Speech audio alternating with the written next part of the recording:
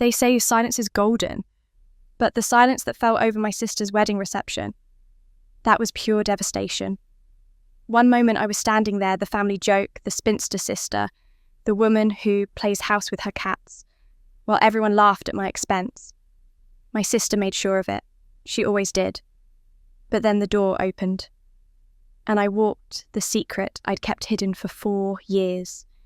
The truth that would shatter everything they thought they knew about me, about her, about the perfect family we were supposed to be. See, my sister didn't just mock me that day. 5 years ago, she destroyed my entire life with one calculated lie. She sent a photo to the man I loved, a photo that made him believe I'd betrayed him. He died thinking I was a cheater. He died never knowing he was going to be a father. But secrets have a way of coming out. And revenge isn't loud. It's not violent. It's watching your sister's face drain of colour as everything she built on lies crumbles at her feet. This is the story of how the quiet sister finally found her voice. And when I spoke, the whole family listened. My name is Heather Simmons. I'm 34 years old, and for the past 6 years, I've worked as a librarian at our town's small public library. Most people would say I live a quiet life, maybe too quiet. 2 cats, a cottage at the edge of town, and a routine so predictable you could set your watch by it. But quiet isn't the same as empty. And silence. Well, silence can hold more secrets than anyone realises. The wedding invitation arrived on a Tuesday morning, slipped between a utility bill and a grocery store flyer. Cream-coloured cardstock embossed lettering, the kind of expensive stationery that whispered rather than shouted. I didn't need to open it to know who it was from. My younger sister, Melissa, only did things one way perfectly. I set my coffee down and traced my finger over the elegant script. Mr. and Mrs. Richard Hayworth request the honour of your presence at the marriage of their daughter, Melissa Ann, to Mr. Ethan Crawford. The wedding of the year, no doubt. Melissa had been planning it since she was 7 years old, back when she'd make me play the role of flower girl, while she practiced walking down our hallway in Mum's heels. My phone buzzed before I even finished reading the invitation. Mum, of course. You got it. No hello, no how are you, just the question loaded with expectation. Just now, I said, tucking the phone between my shoulder and ear as I poured cream into my coffee. The cats Luna and Oliver wound around my ankles, sensing my tension the way they always did. Melissa wants you as a bridesmaid. There was a pause, and I could practically see Mum choosing her next words carefully. It would mean a lot to her. To all of us. What she didn't say was louder than what she did. It would look bad if I wasn't in the wedding party. People would talk. People would ask questions. And the Hayworth family didn't invite questions. Of course, I said the words automatic. I'd be honoured. Good. Relief flooded her voice. Now, Heather, I need you to promise me something. Her tone shifted, sharpening at the edges. Don't do anything to ruin Melissa's special day. She's worked so hard for this. She deserves everything to be perfect. I stared at my reflection in the kitchen window. Soft brown eyes that never demanded attention. Light brown hair pulled back in a practical ponytail. The kind of face that people forgot 5 minutes after meeting. I'd learned early that quiet girls didn't get hurt. They also didn't get noticed, but that was the price of peace. I won't ruin anything, Mum, I said softly. I never do. After we hung up, I stood in my kitchen for a long moment, the invitation still in my hand. Melissa's perfect day, Melissa's perfect life.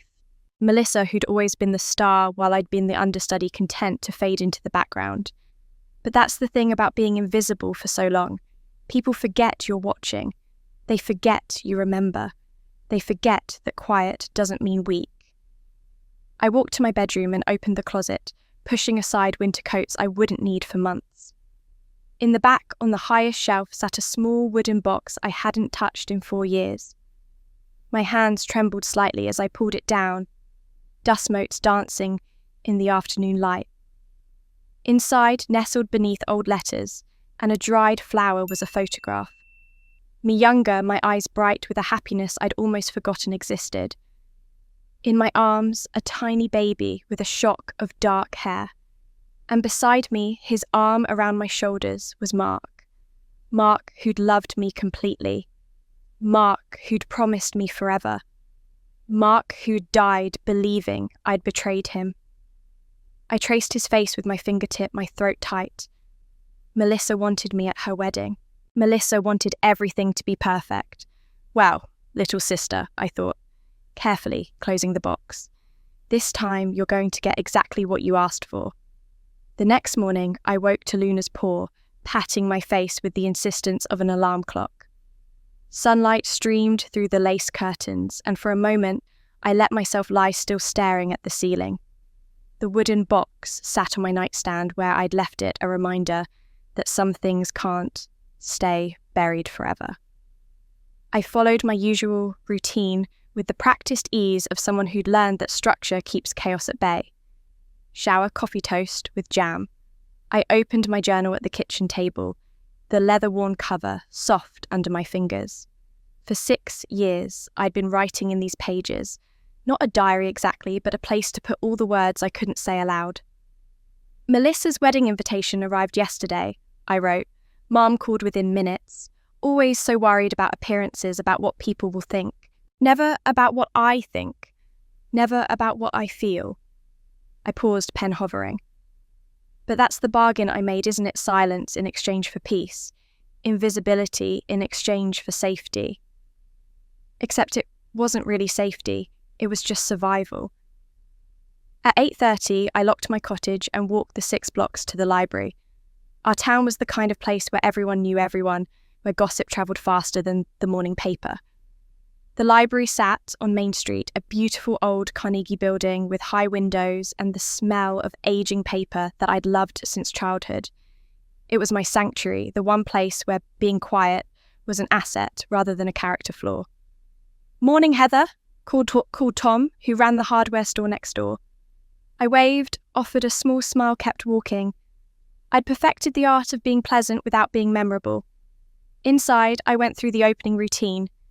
Turned on lights, booted up the computers, straightened the chairs in the reading area.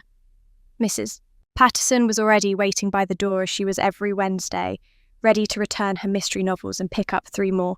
We'd had the same conversation for 5 years now. She never asked about my personal life, and I never offered. But it was during my lunch break, sitting on the bench outside with my sandwich, that Mrs. Grant found me. Eleanor Grant was 72, widowed, and lived in the cottage next to mine. She had the kind of warm, weathered face that invited confidence and eyes that saw far more than people gave her credit for. She was also one of the only people in town who knew the truth. "Beautiful day," she said, settling beside me with a small sigh. "Though I hear there's a storm coming." I smiled despite myself. Mrs. Grant never talked about the weather unless she was working up to something else. "Melissa's getting married," I said, saving her the trouble. "Ah." She unwrapped her own sandwich with careful hands. "And they want you there, I assume. Bridesmaid, apparently."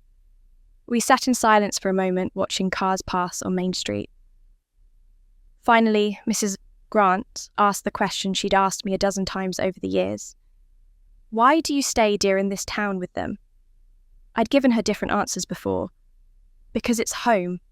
Because I have my job. Because moving is complicated. But today, with Melissa's invitation fresh in my mind and Mark's photograph burned into my memory, I told her the truth. Because leaving would mean they won. I turned to look at her. They made me feel invisible for so long, made me believe I didn't matter. If I left, if I ran away, that would prove them right, that I was exactly what they always thought, forgettable, disposable, not worth fighting for. Mrs. Grant nodded slowly. "And your little one?" "She's my reason to stay strong," I said quietly. "She's my reason for everything." People thought they knew my story. The spinster librarian with her cats and her quiet life. What they didn't know was that 5 years ago, when I discovered I was pregnant 2 weeks after Mark left, I'd made a choice. I'd quietly accepted a temporary position at a library 30 miles away, told my family I needed space to find myself after Mark's death, and disappeared for a year. I'd had my daughter in a hospital where no one knew my name. I'd learnt to be a mother in a small apartment where the walls were thin and the neighbours minded their own business. When I came back to town, I came back alone as far as anyone knew. My family never questioned my absence. They were relieved, I think, that I'd stopped being a reminder of their perfect daughter's cruelty. They never asked where I'd been or what I'd done. They simply welcomed me back into my role as the invisible daughter and moved on. But I hadn't been alone.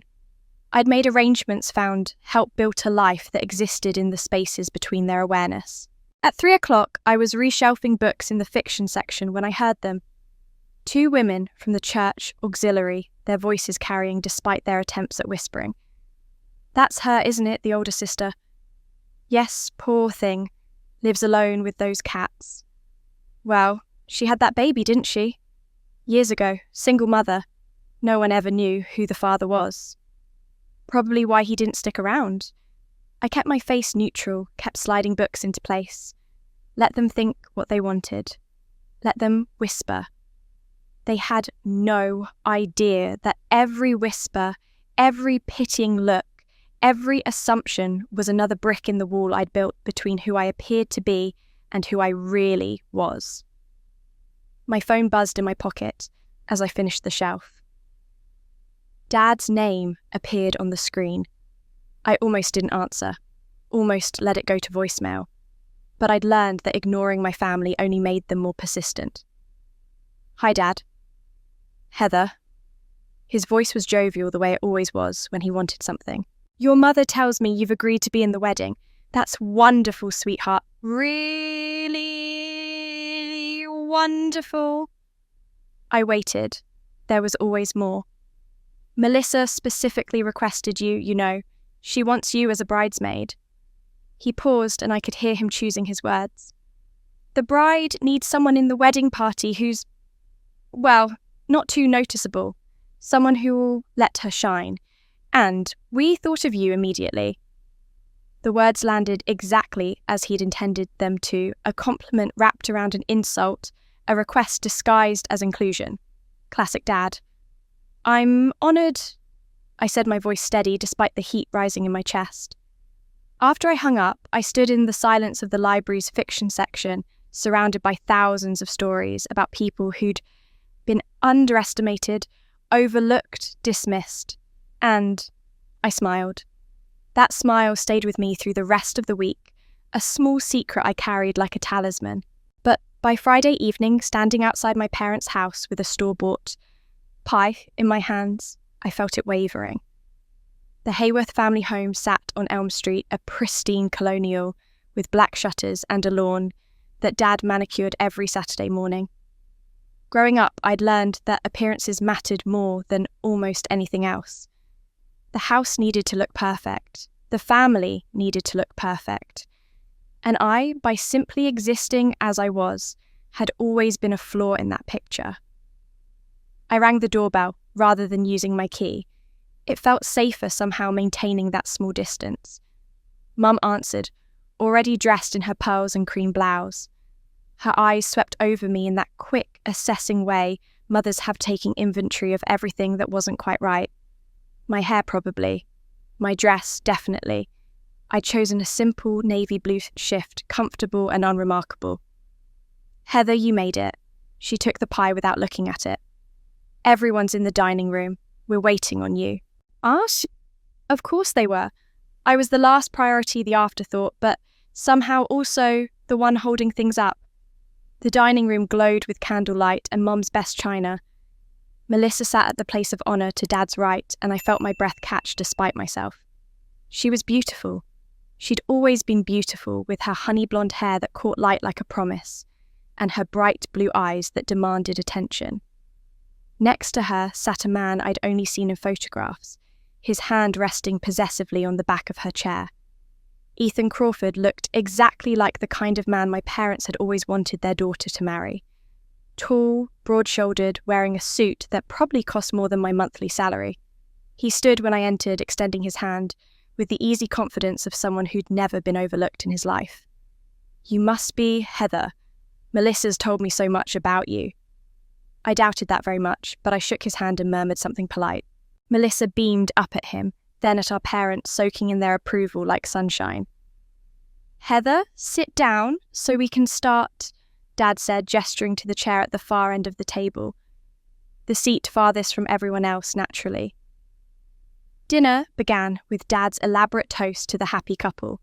He talked about Melissa's accomplishments, her graduate degree in marketing, her impressive career trajectory, her impeccable taste in choosing Ethan. Mum dabbed at her eyes with her napkin, overcome with pride. I cut my chicken into small, precise pieces and chewed slowly. "And Ethan," Dad continued, "we couldn't have asked for a better son-in-law. Successful, charming, from such a distinguished family. You two are going to have such a wonderful life together." Everyone raised their glasses. I raised mine too, the crystal catching the candlelight. "Heather," Melissa said sweetly once Dad had finished, "you're being so quiet. Tell Ethan what you do." There it was, the setup. I'd been through this particular performance enough times to recognize my cue. "I'm a librarian," I said simply. "Oh, how nice," Ethan said with the polite interest of someone who'd never set foot in a library, except perhaps to study in college. "That must be very peaceful." "It is," I agreed. "Heather loves her quiet life," Melissa said, and there was something in her voice that made me set down my fork. "She's always been the homebody type, very content with simple things." Mum laughed that light musical laugh she reserved for social situations. "Oh yes, Heather and her cats. What are their names again, dear?" "Luna and Oliver," I said. "That's right. Still playing house with your cats, aren't you?" Melissa's smile never wavered. "No judgment, of course. Some people are just more suited to solitary life.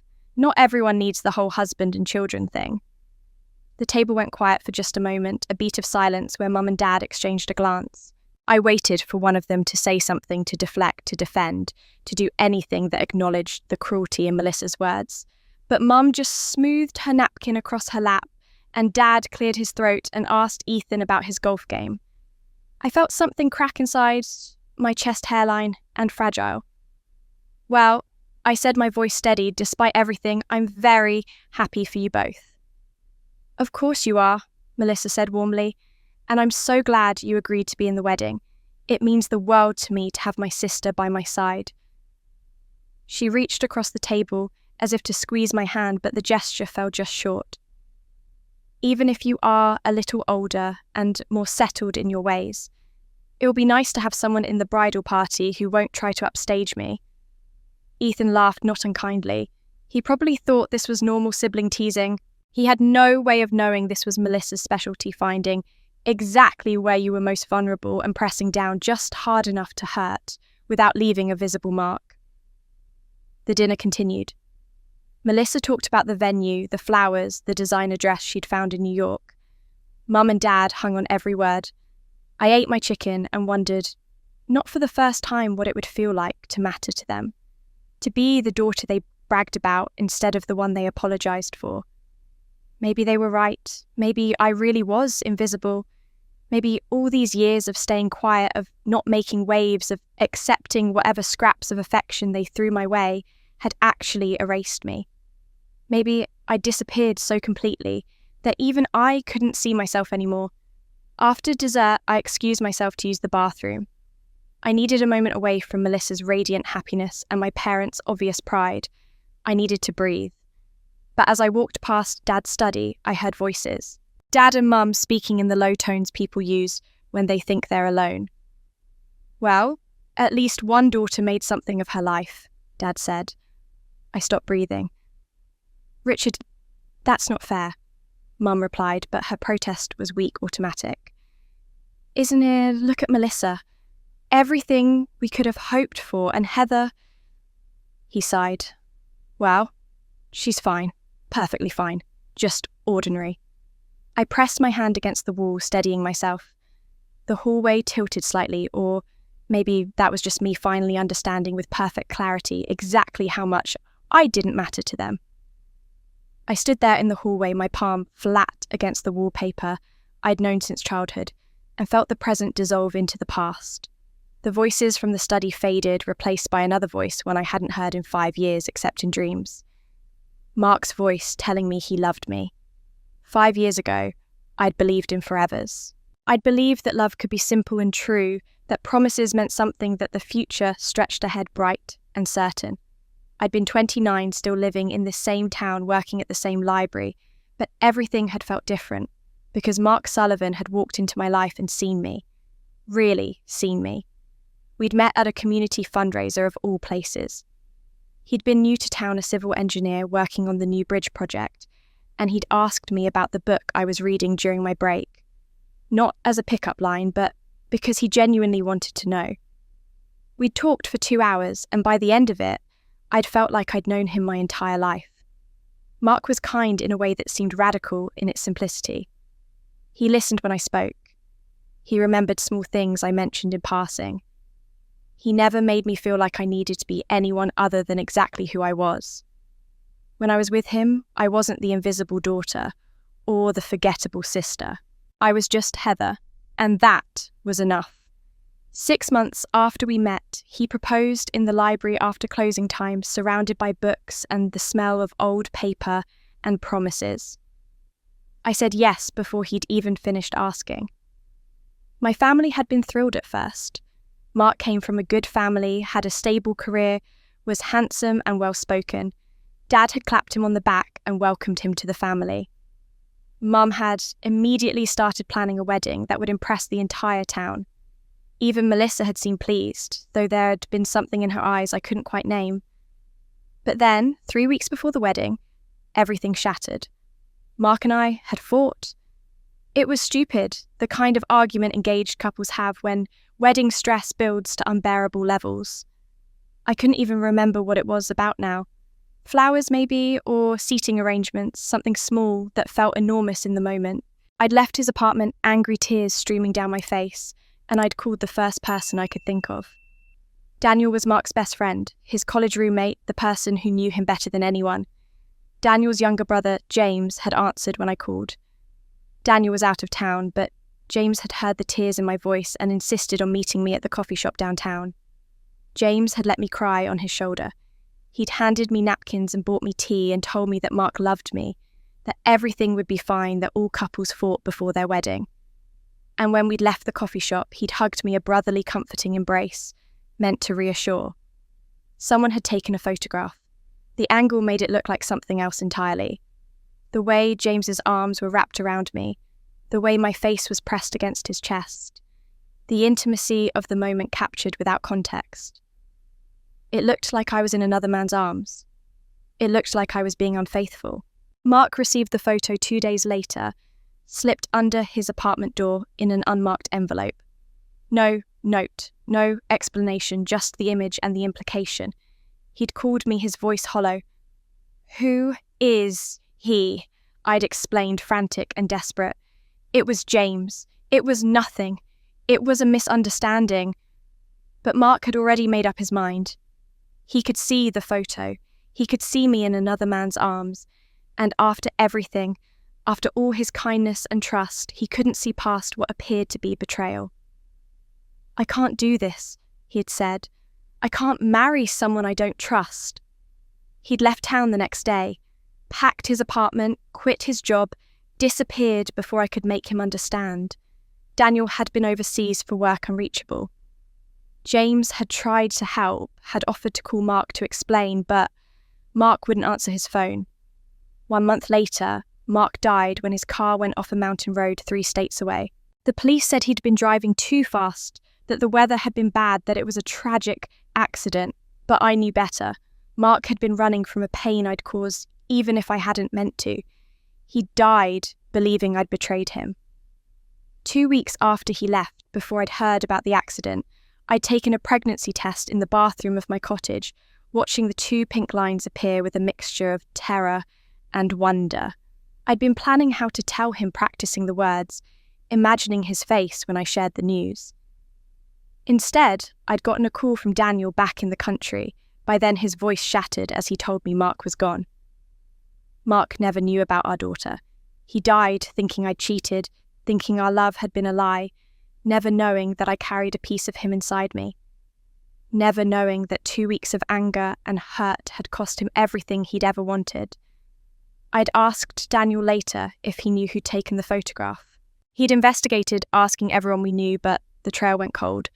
Someone had wanted to destroy my happiness, and they'd succeeded beyond their wildest dreams. Now, standing in my parents' hallway 5 years later, I understood something I'd been too broken to see back then. The photo had been taken in our small town. Someone local had seen James and me at the coffee shop. Someone who knew Mark and knew me. Someone who'd known exactly what that image would do. I heard footsteps behind me and turned. Melissa stood at the end of the hallway, backlit by the dining room chandelier, her expression unreadable.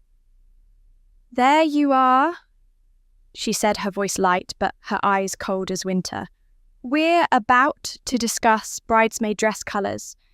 Don't you want to be part of the planning?" She took a step closer, and something in her smile made my blood run cold. "You will behave at my wedding, won't you?" she asked softly.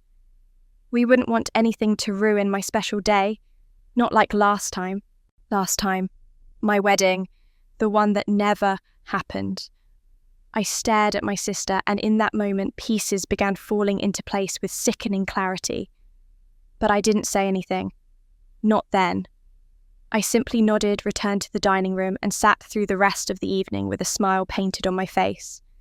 Because I'd spent 34 years learning how to be invisible, and invisible people know how to wait. The weeks leading up to the wedding passed in a blur of dress fittings and shower invitations, each event another opportunity for Melissa to remind everyone of the narrative she'd constructed. Successful sister, sad sister, beautiful sister, plain sister. The one who mattered and the one who didn't. But with each passing day, as I played my role of the dutiful bridesmaid, I made my own quiet preparations. I made phone calls, I sent messages, and I waited for the perfect moment. Now, standing in the bridal suite of the Riverside Country Club, watching Melissa adjust her veil in the mirror, I felt remarkably calm. She looked stunning, of course. Her dress was a masterpiece of silk and lace that had probably cost more than my car, and her makeup had been applied by someone flown in from New York specifically for this day. Everything was perfect, just as she'd planned.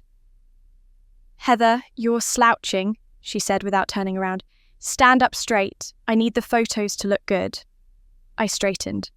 The bridesmaid dress she'd chosen for me was a pale pink that washed out my complexion with a cut that somehow made me look both shapeless and frumpy. I suspected that wasn't an accident. The ceremony itself was everything a wedding should be. White roses everywhere, a string quartet playing Pachelbel's Canon, 200 guests dressed in their finest. I stood at the altar in my unfortunate pink dress, holding my bouquet with practiced grace, watching Melissa and Ethan exchange vows that promised forever. Forever. Such an easy word to say. Such an impossible promise to keep. I'd believed in forever once. Mark had promised it to me with such certainty, and I trusted him completely. But promises could be broken by a single photograph, by a moment taken out of context, by a sister who wanted to be the only one who mattered. The reception was held in the country club's grand ballroom, with crystal chandeliers and tables draped in cream silk. I found my assigned seat at the wedding party table, carefully positioned at the far end, away from Melissa and Ethan's obvious prominence. The room filled with laughter and champagne toasts, with speeches about the beautiful couple and their bright future together. I smiled through all of it. Smiled when Dad gave his toast about Melissa's accomplishments. Smiled when Mum cried happy tears. Smiled when Ethan's best man made jokes about how lucky Ethan was to have found someone so perfect. Then came the moment I'd been dreading and anticipating in equal measure. Melissa stood tapping her champagne glasses for attention. The room quieted, all eyes turning to the radiant bride. She was in her element, basking in the attention, and I knew with absolute certainty what was coming next. I'd seen this performance too many times before. I just want to thank everyone for being here, she began, her voice warm and gracious. This day means everything to me, and having all of you here makes it perfect. She paused, her gaze sweeping the room before landing on me. Especially my sister Heather. She's always been there for me in her own quiet way. The guests made appreciative sounds. I kept my smile fixed. Heather's always been the steady one in our family, Melissa continued, and I could hear the shift in her tone, the setup for the punchline. While I've been out chasing my dreams, she's been content with her simple life. My sister still plays house with her cats. Isn't that sweet? The room erupted in laughter. Not everyone, I noticed. A few older women looked uncomfortable, and I saw Miss Patterson from the library wince. But most joined in the sound washing over me like a wave meant to pull me under to remind me, once again, of my place in the world. Invisible. Forgettable. The sister who didn't matter. I felt something inside me finally break, but not the way Melissa intended. It didn't shatter me. It freed me. I set down my champagne glass with careful precision, excused myself from the table with a murmur that no one really heard, and walked through the ballroom doors into the quiet corridor beyond. My heart was pounding, but my hands were steady as I pulled out my phone. Daniel had been waiting for my signal. We'd planned this carefully over the past 3 weeks, every detail considered. He'd wanted to do it sooner, had argued that I shouldn't have to endure another moment of their cruelty. But I'd insisted on waiting. The timing had to be perfect. Melissa needed to be at her highest point, so the fall would be complete. I typed out the message, "Bring her, it's time." His response came immediately. "On my way, 5 minutes." I walked to the ladies' room, needing a moment to steady myself before everything changed. The bathroom was all marble and gold fixtures, as elegant as everything else in this venue. I stood at the sink, staring at my reflection in the ornate mirror. The woman looking back at me wore a terrible pink dress and had eyes that had learned to expect nothing. But behind those eyes was something else now, something that had been building for 5 years through every whispered comment, every dismissive glance, every moment of being treated like I didn't exist. I thought of Mark, who'd died believing a lie. I thought of my daughter, who'd never known her father because someone had wanted to destroy my happiness. I thought of every time I'd stayed quiet, every time I'd accepted less than I deserved, every time I'd made myself smaller to make others comfortable. 5 years I'd hidden. 5 years I'd let them believe I was exactly what they saw: forgettable, ordinary, alone. Tonight, I stopped being invisible. I smoothed down my dress, checked my phone one more time, and walked back toward the ballroom with my head held high. The door opened and I heard the music, the laughter, the celebration of Melissa's perfect day. In exactly 3 minutes, none of that would matter anymore. I walked back into the ballroom with the measured pace of someone who'd finally stopped running from the truth. The band was playing something upbeat and couples had begun to fill the dance floor. Melissa stood near the cake, laughing at something Ethan had whispered in her ear, her hand resting on his chest in that proprietary way newlyweds have. She glowed with triumph, with the certainty that this day, like every day before, it belonged entirely to her. I made my way back to my seat, aware of the pitying glances from some guests, the amused smirks from others. Poor Heather, still alone, still playing house with her cats. The story had been told, the narrative sealed. I was exactly who they thought I was. Except I wasn't. I checked my phone under the table. Daniel's message, "Parking now." My heart kicked against my ribs, but my breathing stayed steady. I'd imagined this moment countless times over the past 5 years, lying awake at night, wondering if I'd ever have the courage to let the truth out, wondering if it would be worth the explosion that would follow. Now sitting in this ballroom surrounded by 200 people who just laughed at my expense, I knew with absolute certainty that it was. The ballroom doors opened. At first, no one noticed. The music was too loud, the celebration too consuming, but I noticed. I'd been watching those doors like a hawk watches the horizon, waiting for the only thing that mattered. Daniel walked in, and my breath caught the way it always did when I saw him with her. He was tall, with kind eyes, and Mark's old leather jacket that he'd kept all these years. And in his arms, her head resting on his shoulder, was the most beautiful little girl in the world. Her dark curls were slightly mussed from sleep, and she wore the blue dress with white flowers that she'd picked out herself, insisting it was fancy enough for a wedding. My daughter. My secret.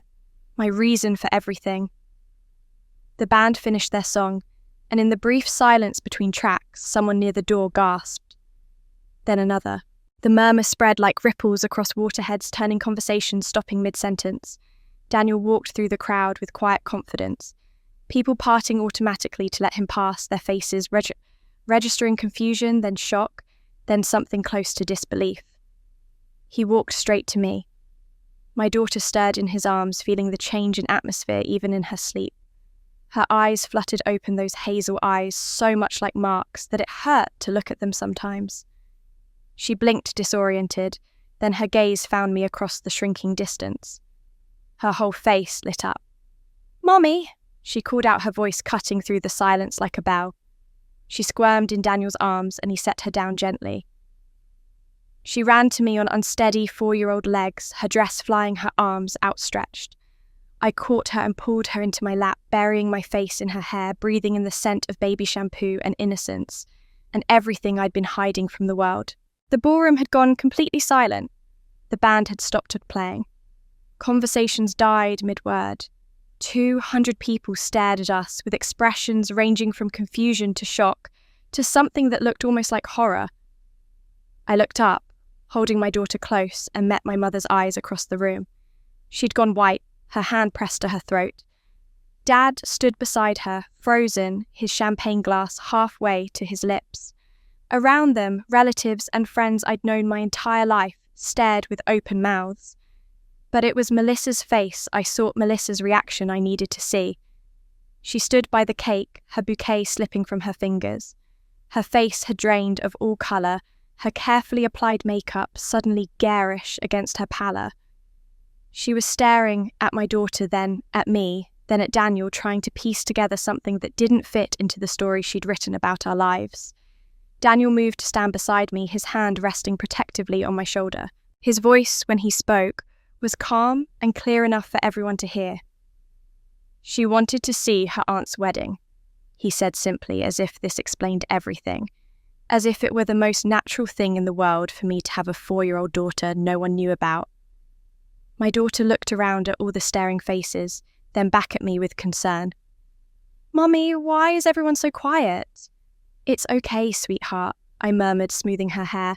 "They're just surprised." "Surprised I'm here?" she asked innocently. "Surprised you exist?" I said quietly, though in that silence everyone heard. Melissa took a step forward, then another, moving like someone in a dream, or a nightmare. She stopped a few feet away from us, and I could see her hands trembling. When she spoke, her voice was barely a whisper, but it carried. "You have a child?" "Yes," I said simply. She stared at my daughter, at her dark curls and hazel eyes, at the features that anyone who'd known Mark would recognise immediately. I watched as understanding crashed over my sister's face like a wave watched as she put together the timeline, the math, the impossible truth she'd never suspected. "With him," Melissa breathed, and it wasn't a question. "You have a child with him?" "Mark."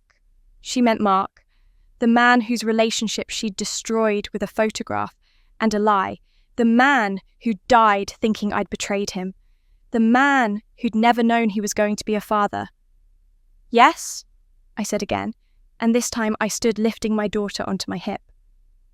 "I found out I was pregnant 2 weeks after Mark left.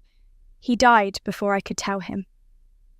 The ballroom erupted in whispers, but I didn't take my eyes off Melissa. She was shaking her head slowly, her perfect wedding, her perfect day, her perfect life crumbling around her with every second that passed. "You never said anything," she whispered. "All this time you never—" "I kept her secret." I interrupted, my voice steady and clear. "Just like I've kept so many secrets. But I'm done being quiet now, Melissa. I'm done being invisible. The words hung in the air like smoke, and for a moment no one moved. Then chaos erupted in whispers that rolled through the ballroom like thunder. I heard fragments of conversations, shocked exclamations, my name repeated over and over with varying degrees of disbelief and judgment. My daughter pressed closer against me, sensing the tension even if she didn't understand it. Before I could say anything more, my mother was moving. She crossed the ballroom with the kind of speed that comes from years of damage control, her face a careful mask that didn't quite hide the fury underneath. Her hand clamped around my upper arm with surprising strength. "Outside," she hissed through a smile that was meant for the watching guests. Now, she didn't give me a choice, practically hauling me toward the French doors that led to the terrace. Daniel moved to follow, but Dad stepped in front of him, his expression dark. My daughter whimpered, confused and frightened by the sudden change in atmosphere. "It's okay, sweetheart," I murmured to her, even as Mum dragged me through the doors into the cool evening air. Everything's okay.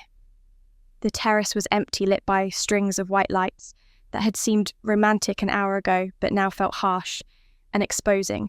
Mum released my arm the moment we were outside, whirling to face me with an expression I'd never seen before. Not disappointment, not concern, pure, undiluted rage. "How could you—" her voice shook. "How could you do this to us? To your sister, on her wedding day?" I adjusted my daughter on my hip, feeling her little arms tighten around my neck. "I didn't do anything to anyone. I simply stopped hiding." "You embarrassed this family." Mum's voice rose and she caught herself glancing back at the doors to make sure no one was listening. "A child, Heather. A secret child. For 4 years, you've been lying to us, sneaking around, and you choose today to humiliate us in front of everyone we know." "I wasn't sneaking around," I said quietly. "I was surviving. There's a difference." "Don't you dare play the victim here." Mum's finger jabbed toward me. "You made your choices.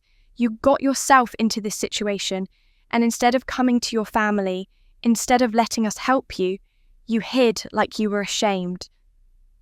"I was ashamed," I said, and watched her blink in surprise. "But not of her. Never of her. I was ashamed that I believed my family would support me, that you'd choose me over appearances, that you'd actually care about what I was going through instead of how it made you look." Mum's mouth opened and closed. Behind us, the terrace doors opened again, and Dad stepped out with Daniel right behind him. Dad's face was red, his jaw tight with barely controlled anger. "What the hell is going on here, Heather?" he demanded. "Who is that man and that child?" "Her name is Emma," I interrupted, my voice firm. "Your granddaughter's name is Emma." The word granddaughter seemed to hit him like a physical blow. He took a step back, looking between me and my daughter with something that might have been recognition. Emma had Mark's eyes. Anyone who'd known him could see it. "Mark's," Dad breathed. "Yes, but he died 5 years ago." Mum said, her mind clearly working through the timeline. "That would mean—" "I found out I was pregnant 2 weeks after he left," I said. "He died before I could tell him. He never knew about her." Daniel stepped forward then, his presence commanding attention. "My name is Daniel Morrison. I was Mark Sullivan's best friend. We met at Heather and Mark's engagement party, Mrs. Hayworth. You probably don't remember me." Mum stared at him blankly, but Dad's eyes narrowed with recognition. "You were overseas, military." "Deployed when Mark died," Daniel confirmed. "I came back 3 years ago for his funeral, and something about it never sat right with me. Mark was a careful driver. The weather wasn't that bad, and most importantly, he was devastated, but he wasn't reckless. I couldn't accept that it was just an accident." "What are you saying?" Dad asked warily. "I'm saying I started investigating." Daniel's voice was calm, factual. "It took me a long time. Mark's apartment had been cleaned out, his things put in storage by his parents. But last year I finally got access to his old laptop, and I found something that changed everything." Mum and Dad exchanged glances. and I saw fear flicker across their faces. They knew something was coming, something they couldn't control. "What did you find?" Mum asked, her voice barely above a whisper. "An email," Daniel said, sent to Mark 3 weeks before his wedding. An email with a photograph attached designed to make him believe Heather had been unfaithful. The colour drained from Mum's face. "That's ridiculous. Mark left because someone sent him a photograph of Heather with another man," Daniel interrupted. "A photograph taken deliberately from an angle that made an innocent moment look like something else. A photograph sent from an anonymous email account with a message saying Heather didn't deserve him." Dad's hand gripped the terrace railing. "You're saying someone sabotaged their relationship?" "I'm saying someone destroyed it." Daniel's gaze moved past my parents back toward the ballroom where Melissa stood visible through the glass doors watching us. "It took me 6 months after finding that email to track down Heather. She'd moved, changed jobs temporarily, kept herself hidden. When I finally found her and told her what I'd discovered, she asked me to help her find out who sent that photograph." "And did you?" Mum's voice was thread thin. Daniel looked at me and I nodded slightly. He turned back to my parents, his expression grave. "We have our suspicions," he said carefully, "but that's not why we're here tonight. We're here because Heather deserves to stop hiding, because Emma deserves to know her family, and because after 5 years of silence, it's time they know what really happened to Mark." Inside the ballroom, I could see guests clustered in groups, their heads together in urgent conversation. I could see Melissa still standing frozen by the cake, Ethan beside her now with his hand on her shoulder. I could see the life I'd built in secret finally becoming real, visible, undeniable. And I realised that Daniel was right. It was time for the whole truth to come out, all of it. Daniel reached into his jacket pocket and pulled out his phone. The terrace lights reflected off the screen as he pulled up something he'd clearly prepared for this moment.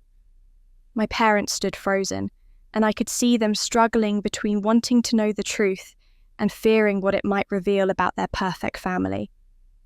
The email was sent on April 14th, 5 years ago. Daniel said, his voice taking on the precise tone of someone presenting evidence. 3 weeks before Heather and Mark's wedding. It came from a dummy account created specifically for this purpose and deleted immediately afterward. He turned the phone so my parents could see the screen.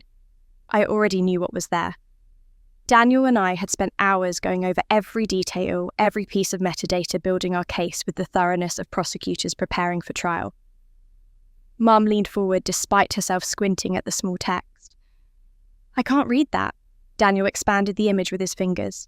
"It says, 'Mark, I'm sorry you have to find out this way, but I thought you should know what she does when you're gone. You deserve better.' And attached was this photograph." He swiped to the next image and I felt my chest tighten, even though I'd seen it 100 times. There I was, 5 years younger, my face pressed against James Morrison's chest, his arms wrapped around me. The angle made it look intimate, romantic. You couldn't see my tears. You couldn't see that I was falling apart. You couldn't see that this was a moment of comfort between virtual strangers, not a betrayal. "That's Daniel's brother James," I said quietly, adjusting Emma's weight on my hip. She'd grown drowsy again, her head on my shoulder. I'd fought with Mark about something trivial. I was upset. James happened to answer when I called looking for Daniel. He met me for coffee and let me cry on his shoulder. That's all it was. "But the photo doesn't show that," Daniel said. "The photo shows exactly what someone wanted Mark to see, and he saw it." Dad's face had gone ashen. "How do you know he actually received this?"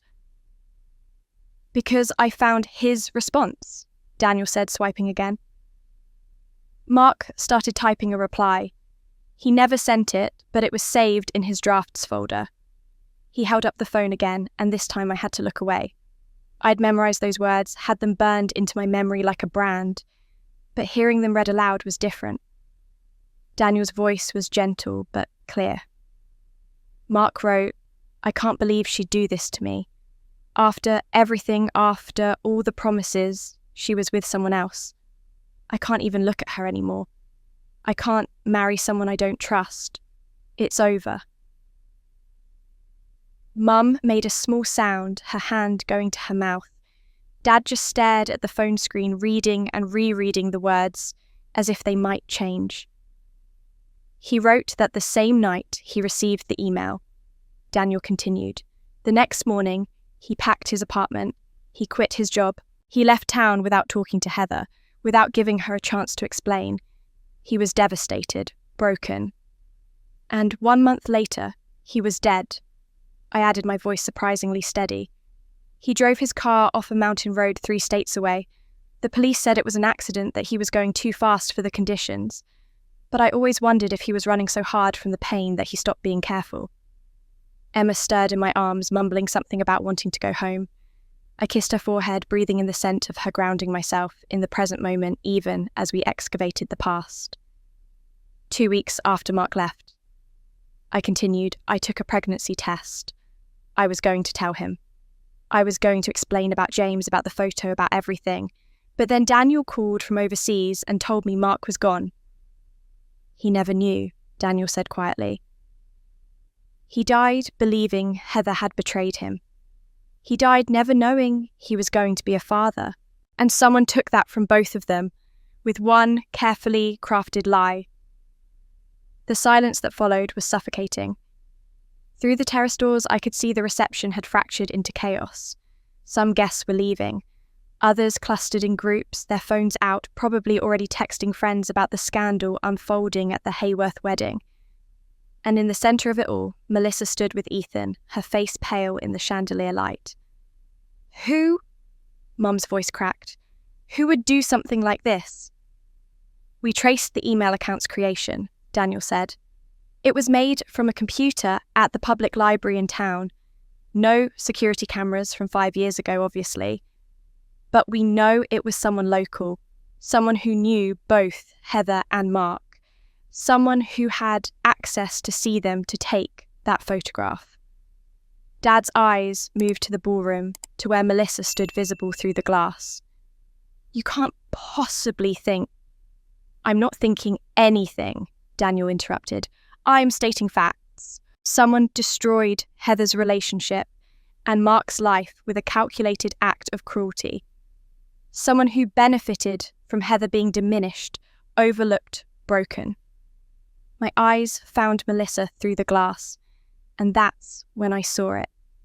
She was standing with her hands clasped in front of her, and the light caught on something at her wrist. A silver bracelet with a small charm in the shape of an infinity symbol. I knew that bracelet. I'd worn it every day for 6 months until the night Mark left, when I'd torn it off in anguish and thrown it in a drawer, unable to look at his gift. Mark had given me that bracelet on our 6-month anniversary. He'd said infinity because that's how long he'd loved me. Forever. I'd never been able to find it after that night. I'd assumed I'd lost it in my grief, that it had fallen behind furniture or been thrown away by accident when I'd moved. But there it was, catching the light on my sister's wrist at her wedding reception. Melissa saw me looking. Our eyes met through the glass, and I watched her hand move to cover the bracelet, her fingers closing around it, in an unconscious gesture of protection. Or guilt. In that moment, I knew. Not suspected, not wondered, knew. My sister hadn't just benefited from my destruction. She'd orchestrated it. I looked at my parents, at their faces, still struggling to process what Daniel had revealed, and made a decision. No more hints, no more careful revelations. They needed to see what I'd seen. The bracelet, I said, my voice cutting through the night air. Look at Melissa's wrist. Mum turned toward the ballroom doors, squinting through the glass. What bracelet? The silver one with the infinity charm, I said. Mark gave it to me on our 6-month anniversary. I wore it every single day until the night he left. Then I couldn't bear to look at it anymore. I thought I'd lost it when I moved. I paused, letting the implication sink in. But there it is, on Melissa's wrist. At her wedding. Dad's jaw tightened. That doesn't prove anything. Maybe she found it. Maybe you gave it to her and forgot. I didn't give it to her, I said flatly. And she didn't find it by accident. Just like that photograph didn't take itself. Just like that email didn't send itself. Stop. Mum's voice was sharp. Just stop, Heather. This is insane. You're inventing stories because... She caught herself, but not quickly enough. Because why? I challenged. Say it, Mum. Because you've always envied your sister. Dad finished for her, his voice hard. Since you were children, you've resented Melissa for being successful, for being happy, for having the life you wanted. And now, you're trying to ruin her wedding with these wild accusations because you can't stand to see her happy. The words hit like a slap, but I didn't flinch. I'd expected this. Maybe I'd always known it would come to this, that when forced to choose between their golden daughter and the truth, they'd choose Melissa. They always had. I don't envy her, I said quietly. I pity her, because she's so desperate to be the only one who matters that she destroyed lives to keep that position. That's enough. Dad pointed toward the parking lot.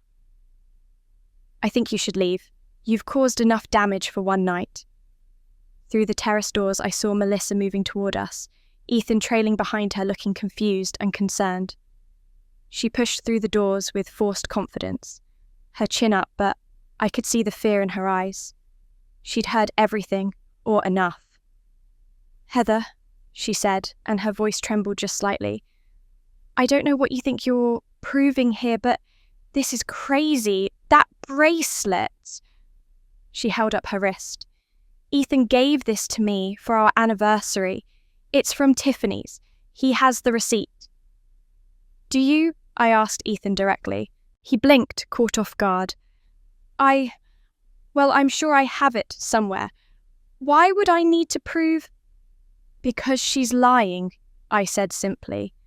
Because that bracelet has a tiny scratch on the infinity charm where I caught it on a bookshelf at the library. Because Mark had our initials engraved on the inside of the band. And because your wife is a thief and a liar who destroyed my life 5 years ago. Melissa's laugh was high and nervous. This is ridiculous. Mom, Dad, you can't seriously be listening to this.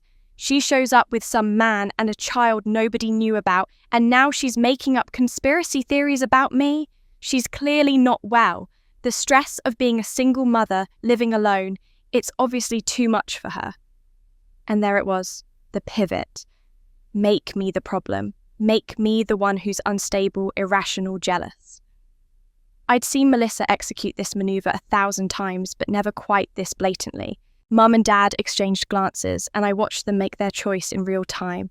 Melissa, beautiful and successful and standing in her wedding dress, or me holding a secret child and making accusations they didn't want to believe. Heather, Mum said, her voice gentler now, which was somehow worse than the anger. I think you should go home. We can talk about this tomorrow, when everyone's calmer. There's nothing to talk about, Dad added. These accusations are baseless and cruel. I don't know what you hope to accomplish tonight, but you've made your point. You got attention. Now please leave before you make this worse. I looked at them, these people who'd raised me, who'd taught me that family was supposed to be safe, supposed to be home. And I understood with perfect clarity that I'd never really had a home here. I'd been a guest in their house, tolerated, as long as I didn't make trouble, dismissed the moment I did. Come on, Daniel said quietly, his hand on my shoulder. Let's go. I nodded, adjusting Emma in my arms. She was fully asleep now, her breath warm against my neck. I turned to walk away, then stopped and looked back at my family one more time. I'm done being quiet, I said. I'm done accepting your version of who I am. And tomorrow, when you've had time to think about what happened tonight, remember this. I gave you a chance to do the right thing. You chose not to take it. Daniel and I walked through the ballroom, through the staring guests and whispered conversations. Some faces showed sympathy, others showed judgment, most showed the peculiar fascination people have for other people's disasters. I held my head high and kept walking. In the parking lot, Daniel helped me buckle Emma into the car seat we'd installed in my car earlier. The night air was cool, and I could hear music still playing faintly from the reception. Melissa's perfect wedding continuing despite everything. "I'm sorry," Daniel said as I closed the car door. I thought if they saw the evidence, I knew I interrupted. I knew they wouldn't believe it, but I had to try. I had to give them the chance. What now?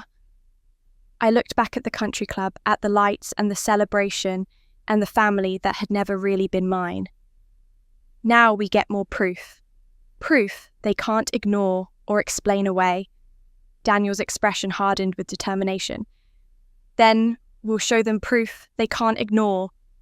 I drove home in silence. Emma sleeping peacefully in the back seat, unaware of the bomb we'd just detonated in her family's life. Our family's life, whatever that meant now. At home, after I'd carried Emma to her bed and tucked her in with her favourite stuffed rabbit, I found myself unable to sleep. I made tea I didn't drink and stood in my quiet kitchen, feeling the weight of everything that had happened settle over me like snow. Finally, I pulled out my journals. Years of them leather-bound books filled with everything I couldn't say aloud. I opened the oldest one and began to read. Mum criticised my dress today. I didn't say anything. Easier to stay quiet. Melissa took credit for my idea at dinner. Dad praised her. I smiled and let it happen. Another family gathering where I'm the punchline. I laughed along. What else could I do? Page after page, year after year, a catalogue of small surrenders. Each time I'd chosen silence over confrontation, peace over justice, invisibility over conflict. I told myself I was being mature, being the bigger person keeping the family together. But I hadn't been keeping anything together. I'd been erasing myself piece by piece until there was almost nothing left. I pulled out my current journal and uncapped my pen. I thought silence was strength, I wrote. I thought that by not fighting back, by accepting whatever they gave me, I was somehow winning, being noble, being good. But silence isn't strength, it's surrender. I taught them it was okay to treat me this way. Every time I accepted less, I told them I deserved less. Every time I stayed quiet, I gave them permission to ignore me. That ends now. I set down my pen and walked to my closet, moving aside winter coats to reach the wooden box I'd shown to Mrs. Grant weeks ago. But this time, when I opened it, I noticed something I'd missed before. Beneath the photograph and the dried flowers, there was an envelope. Sealed, yellowed with age, addressed to Mark in handwriting I recognised as my own. It was the letter I'd written 5 years ago telling him I was pregnant. The letter I'd given to my mother to send while I was too broken to go to the post office myself. The letter that was supposed to bring him home. The letter that never reached him. My hand shook as I held it, understanding flooding through me like ice water. It wasn't just Melissa. It had never been just Melissa. I stared at the sealed envelope in my trembling hands, my heart hammering against my ribs. The letter I'd written 5 years ago while grief and morning sickness battled inside me, pouring out my heart to a man who'd left believing I'd betrayed him. The letter that was supposed to bring him home, to give us a chance, to explain, to rebuild what had been broken. The letter I'd given to my mother to mail because I'd been too devastated to walk to the post office myself. I turned the envelope over, examining the seal. It had never been opened. Never been read. Never been sent. My mother had kept it hidden. It let Mark die without ever knowing he was going to be a father. My hands shook so badly I nearly dropped it. I set it carefully on the kitchen table and pulled out my phone. It was after midnight, but I didn't care. I scrolled through my contacts until I found the number I needed. Tom Brennan had been our mail carrier for 20 years before retiring last fall. He delivered to my parents' house, to my apartment, to every address in our neighbourhood. If anyone would remember, it would be him. He answered on the 4th ring, his voice groggy. Hello? Mr. Brennan, it's Heather Simmons. I'm so sorry to call so late, but I need to ask you something important. There was a pause, the sound of rustling sheets. Heather, is everything all right? 5 years ago, in April, I gave my mother a letter to mail. It was addressed to Mark Sullivan. Do you remember delivering it? Another pause longer this time. I could hear him thinking, reaching back through years of deliveries and routines. Mark Sullivan. That was the young man who passed away, wasn't he, your fiancé? Yes. I remember that time, he said slowly. Your mother asked me to do her a favour. She had a letter that needed to go to him, but she wanted to make sure it got there safely. Asked me to deliver it to your parents' house so she could... What did she say? Add something to it before it went out. My vision blurred. So you delivered it to her house? I did. She signed for it personally. I remember because she seemed upset, emotional. Said it was important family business. He cleared his throat. Did she not send it? No, I whispered. She didn't. After I hung up, I sat at my kitchen table staring at that envelope until the numbers on the microwave clock blurred together. My mother had intercepted my letter. She'd signed for it taken. It kept it hidden for 5 years while I believed it had been lost in the mail, while Mark had died, never knowing the truth, while I'd raised his daughter alone thinking he'd gone to his grave, believing I'd cheated on him. The betrayal was so vast I couldn't find the edges of it. I finally went to bed as dawn light crept through my curtains, but sleep was impossible. By 7, I was up making coffee and trying to figure out my next move. Emma wandered out of her bedroom with her stuffed rabbit, her hair a nest of dark curls. Mummy, why did we leave the party early? She asked, climbing into my lap. Because sometimes grown-ups need to have important conversations, I said, kissing the top of her head. But you looked so pretty in your dress. Everyone was staring at us. I know, baby, but that's okay. Sometimes people stare because they're surprised, not because anything is wrong. My phone buzzed on the counter. Then again, and again. By the time I got up to check it, I had 17 missed calls and 32 text messages.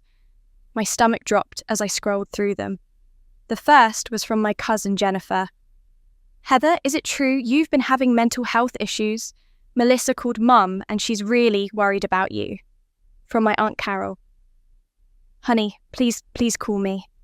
Your sister said you made some disturbing accusations at her wedding.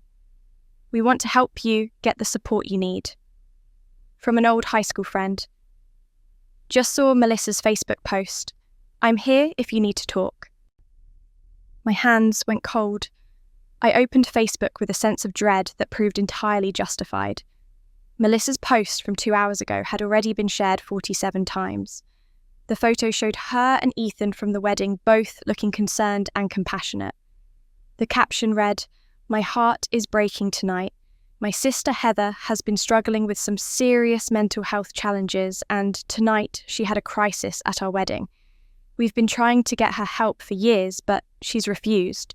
She's making wild accusations and seems detached from reality. If you've had contact with her, please be gentle. She's not well. Praying for her healing and for wisdom to know how to help her. Please keep our family in your thoughts." The comments were a mix of sympathy for Melissa and concern for me with a healthy dose of small-town gossip. I always thought she seemed off. Single motherhood must have been too much for her. Poor Melissa having to deal with this on her wedding day. My phone rang. Daniel. Have you seen it? He asked without preamble. Just now. She's calling everyone.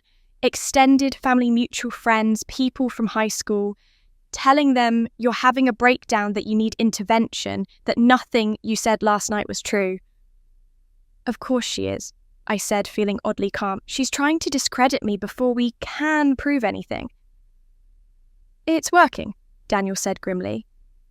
I've gotten 3 calls this morning asking if you're safe, if Emma is safe. One person suggested calling Child Protective Services. My calm evaporated. What? She's painting you as unstable and potentially dangerous. Heather, this is serious. She's not just defending herself anymore. She is actively trying to destroy you. I looked at Emma contentedly eating cereal at the table, humming to herself. The idea that anyone would question whether my daughter was safe with me made my blood run cold. Let her try, I said.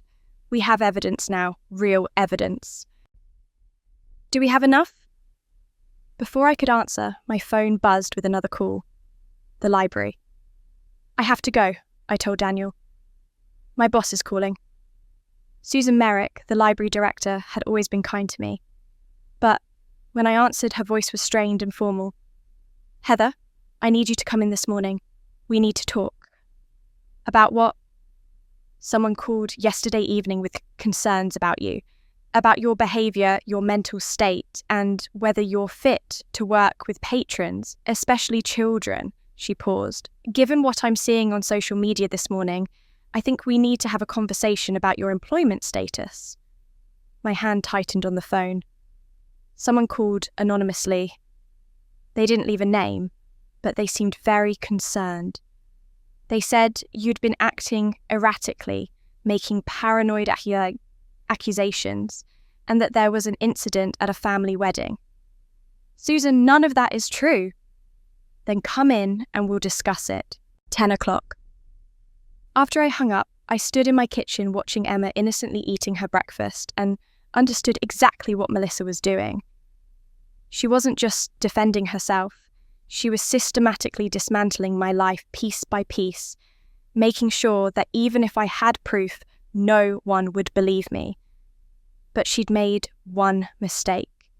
She'd underestimated how much I had left to lose, and how far I was willing to go to protect it. 3 days after that phone call from Susan, I sent out invitations to a dinner at my parents' house. Mum had been reluctant, but I'd insisted it was my chance to apologise properly, to seek the help Melissa claimed I needed. She'd agreed, probably relieved I was finally accepting my place in their narrative. They had no idea what was coming. Friday evening, I arrived early. Daniel came with me carrying his laptop and a small projector. Mum watched with confused suspicion as he set up the equipment, but I deflected with vague mentions of family photos. By 7 o'clock, they'd all arrived. Mum and Dad, Melissa and Ethan, my Aunt Carol and Uncle Robert, Cousin Jennifer and a handful of family friends. 15 people total crowded into my parents' formal dining room. Melissa sat at one end looking radiant and sympathetic, her hand frequently reaching for Ethan's. She dressed carefully in soft colours, minimal makeup, the appearance of someone exhausted from worry about her troubled sister. I stood at the other end, Daniel beside me, and waited for everyone to settle. "Thank you all for coming." I began, my voice steady. "I know many of you received calls this week saying I was unstable, that I was having mental health issues, that I'd made disturbing accusations at Melissa's wedding." I paused, meeting each person's eyes. My sister knew I was going to tell the truth about what happened 5 years ago, so she tried to discredit me first. "Heather," Mum said warningly, but I kept going. "She called everyone we know. She posted on social media. She even called my workplace anonymously." I looked directly at Melissa. "She did everything to make sure that when I showed you evidence, you wouldn't believe me." "This is exactly what I was talking about," Melissa said, her voice breaking. "These paranoid accusations. Heather, please let us help you." "Daniel," I said quietly, and he pressed a key. The projector hummed to life, casting an image on the white wall behind me. There was silence as people leaned forward. Then Aunt Carol gasped. The email was dated 5 years ago, 3 weeks before my wedding. The sender was a deleted dummy account, but Daniel had traced it through metadata back to its source. And there, in the header, information most people never looked at, was proof of where it had been sent from. "This email was sent to Mark Sullivan," I said. "It contained a photograph designed to make him believe I'd been unfaithful. The metadata shows it was sent from a dummy account created from an IP address that traces to this house." Dad's face went red. "That doesn't prove anything." "You're right," I agreed, which is why I needed more proof. Ethan stood then, and I saw Melissa's face go white. He pulled out a phone, her old iPhone she'd thought she'd wiped clean. "After the wedding, I couldn't stop thinking about that bracelet," Ethan said, his voice tight with controlled anger. "So, I had a forensics expert recover deleted files from Melissa's old phone." He held it up. "This phone contains the original photograph sent to Mark. not a copy. The original with full metadata showing when and where it was taken and whom. He swiped the screen and the image appeared on the wall. Me and James, the hug that had destroyed everything. But this version showed the file information, the timestamp, the geolocation data. Melissa's phone, Melissa's camera, Melissa's lie. She's been lying to everyone, Ethan said quietly, including me. The room erupted in whispers. Uncle Robert stood up, staring in disbelief. Cousin Jennifer's hand covered her mouth. Mum looked like she might faint. You can't possibly believe this, Melissa said, her voice rising. He's manipulating that data. They're conspiring against me because Heather's always been jealous. Then explain the bracelet, Ethan said coldly. The one you told me you bought yourself.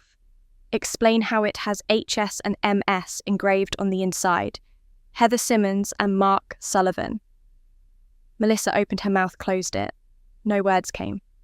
Aunt Carol spoke into the silence. Can Heather sue? Is this illegal? Daniel answered, his voice measured. Technically, no. The photograph was real, just misleading. Mark is gone, so there's no way to prove damages in court. What Melissa did wasn't illegal. He paused. It was just evil. Sometimes social justice matters more than legal justice. I stepped forward, every eye on me now. 5 years ago, my sister sent that email because she couldn't stand that I was happy, that I was loved. My voice didn't shake. Mark left because of her lie. He died believing I'd betrayed him. He died never knowing he was going to be a father. Heather, please, Melissa whispered, tears streaming down her face now. You took my peace, I said, each word deliberate. You took my future. You took my daughter's father. And when I finally found the courage to tell the truth, you tried to take my sanity, my reputation, and my child. I paused, letting the weight settle over the room. But I'm taking back my dignity, and you can't stop me anymore. Melissa sat surrounded by family, who now stared at her with horror and disgust, finally speechless. The golden daughter exposed. But I wasn't done. Not yet. Because Melissa hadn't operated in a vacuum. She'd had help whether my family wanted to admit it or not. I turned to my father, who sat, rigid, in his chair at the head of the table, his face an unreadable mask. He'd been silent throughout the entire presentation, his expression shifting from skepticism to shock, to something I couldn't quite identify. Now, with all eyes turning toward him, he seemed to shrink slightly. Dad, I said, my voice quiet, but carrying in the stunned silence. When did you know? Know what? His voice was hoarse. That something wasn't right. That Melissa had done something to destroy my relationship with Mark. He shook his head. Heather, I didn't... Don't lie, I interrupted. Not now. Not after everything we've just seen. When did you know? The silence stretched between us like a chasm. Around the table, people shifted uncomfortably. Aunt Carol stared at her plate. Uncle Robert cleared his throat but said nothing. Even Melissa had gone still, watching our father with something that looked almost like fear. Dad's hands resting on the table curled into fists. When he finally spoke, his voice was barely above a whisper. After Mark died, Mum made a small sound, her head turning sharply toward him. Richard, let him talk, I said firmly. Dad wouldn't meet my eyes. Mark's funeral was 3 days after the accident. You didn't go, remember you said you couldn't face it. So, your mother and I went. He paused, swallowing hard.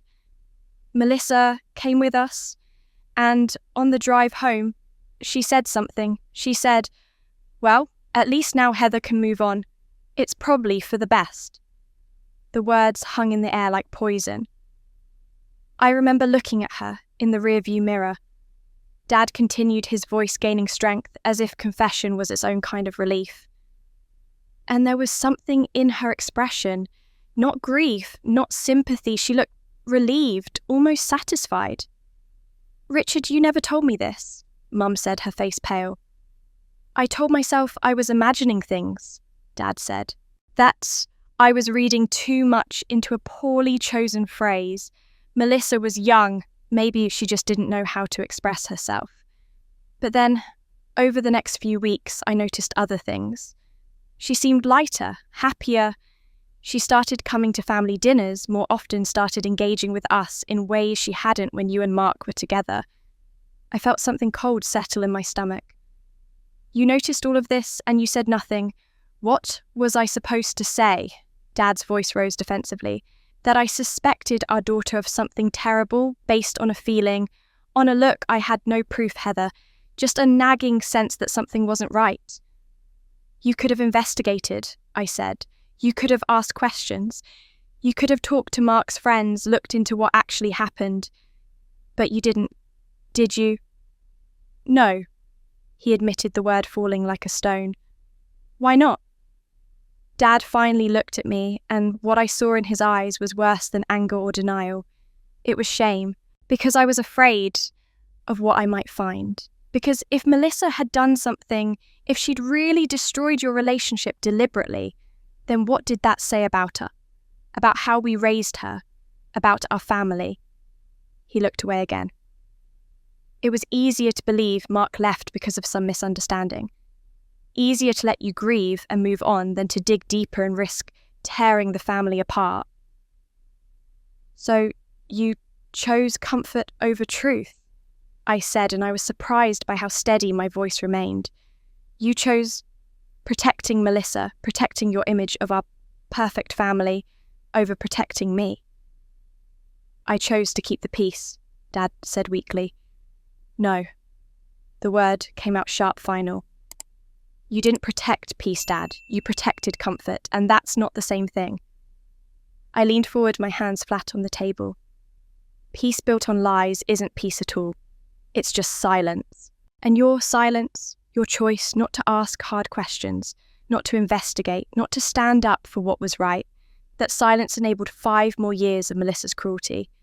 It let her believe she could get away with anything. Dad's face crumpled. Around the table, I saw the truth of my words landing. Aunt Carol nodded slowly. Uncle Robert's jaw was tight. Cousin Jennifer wiped at her eyes. Every time Melissa mocked me at family dinners, you said nothing, I continued.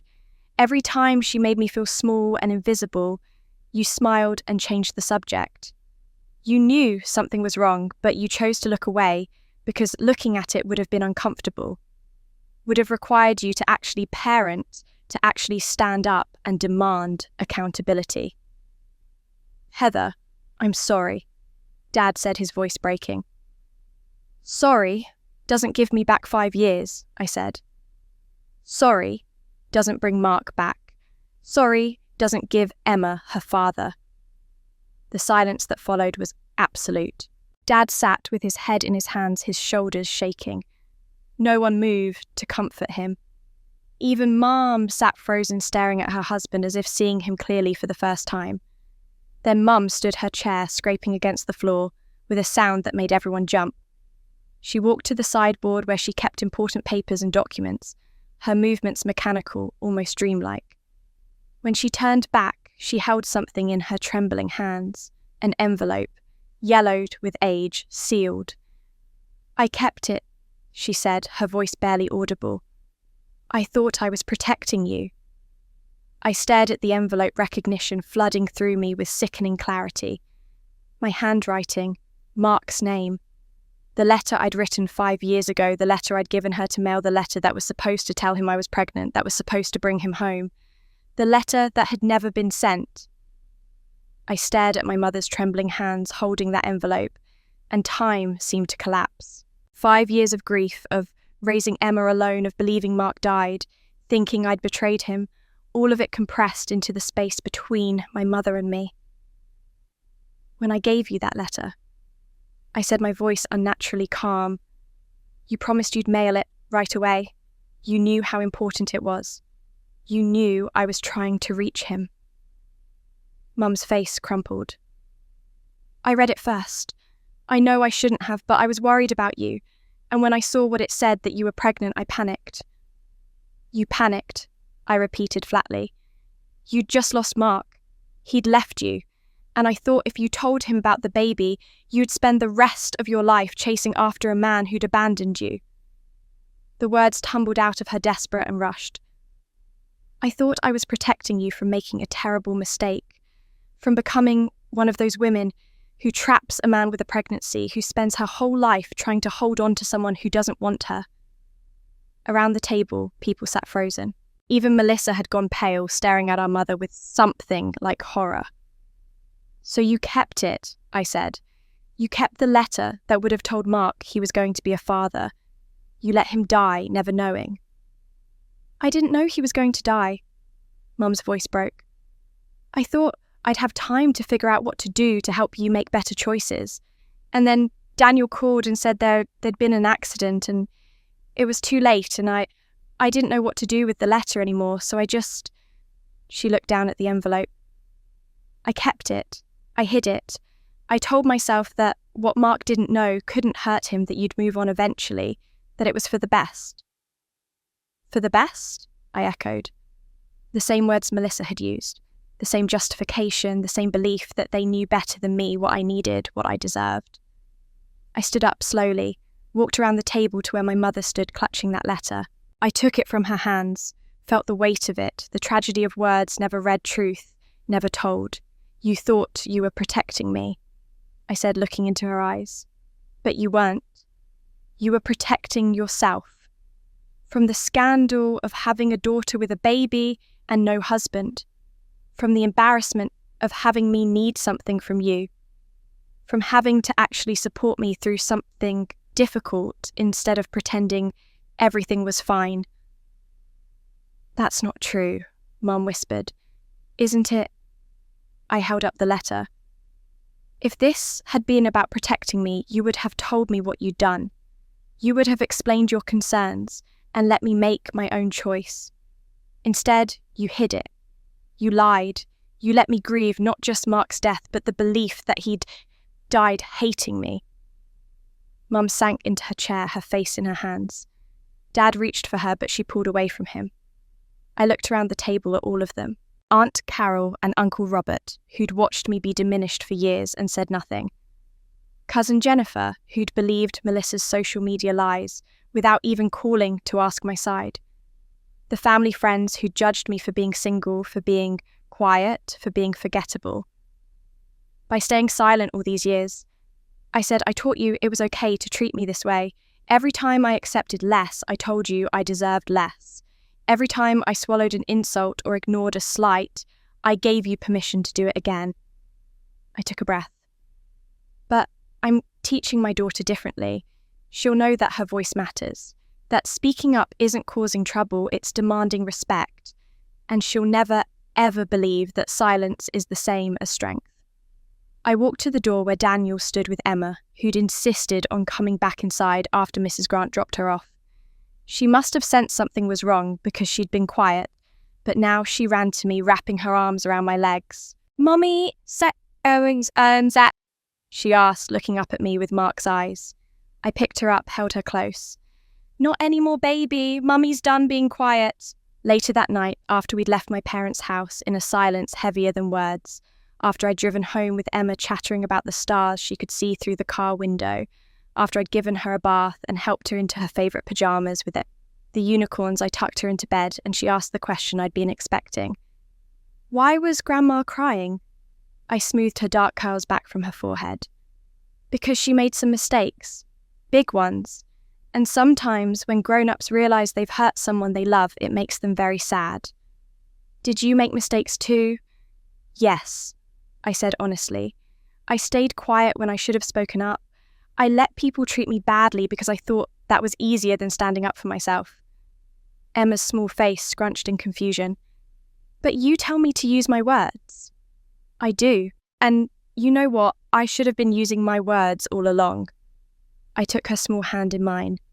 That's why I need you to promise me something, sweetheart. I don't want you to learn silence from me. I want you to always use your voice, even when it's hard, even when it's scary. Can you promise me that? Promise, Mummy. She sat up suddenly, her voice loud and confident. I'll be loud. I'll use my big girl voice. I laughed, despite the tears sliding down my face, pulling her into a hug. Yes, baby, use your big girl voice. Always.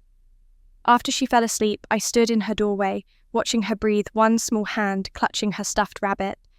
And I understood something fundamental. This wasn't just about clearing my name or exposing Melissa's cruelty, or making my parents face what they'd done. It was about breaking a cycle, about refusing to pass down the lesson I'd learned that good girls stay quiet, that silence keeps you safe, that making yourself small prevents conflict. I was teaching Emma something different, something better. I wasn't just healing myself, I was healing the next generation. That thought sustained me through a sleepless night and into the grey morning that followed. I was making coffee when the doorbell rang, and I knew before I opened it who I'd find standing there. My mother looked like she'd aged a decade overnight. Her eyes were red-rimmed and swollen, her hair uncombed, still wearing yesterday's clothes. She held a small teddy bear, something she must have picked up on her way over a peace offering that felt both touching and inadequate. "Can I come in?" she asked, her voice hoarse. I stepped aside, let her enter, but didn't offer her coffee or a seat. We stood in my small living room, the space between us vast, despite the cramped quarters. "I didn't sleep," she said. "I kept thinking about that letter about Mark never knowing about you raising Emma alone all these years." Tears spilled down her cheeks. "Heather, I'm so sorry. I thought silence was strength. I thought protecting you meant making decisions for you. I was so wrong." "You weren't protecting me, Mum.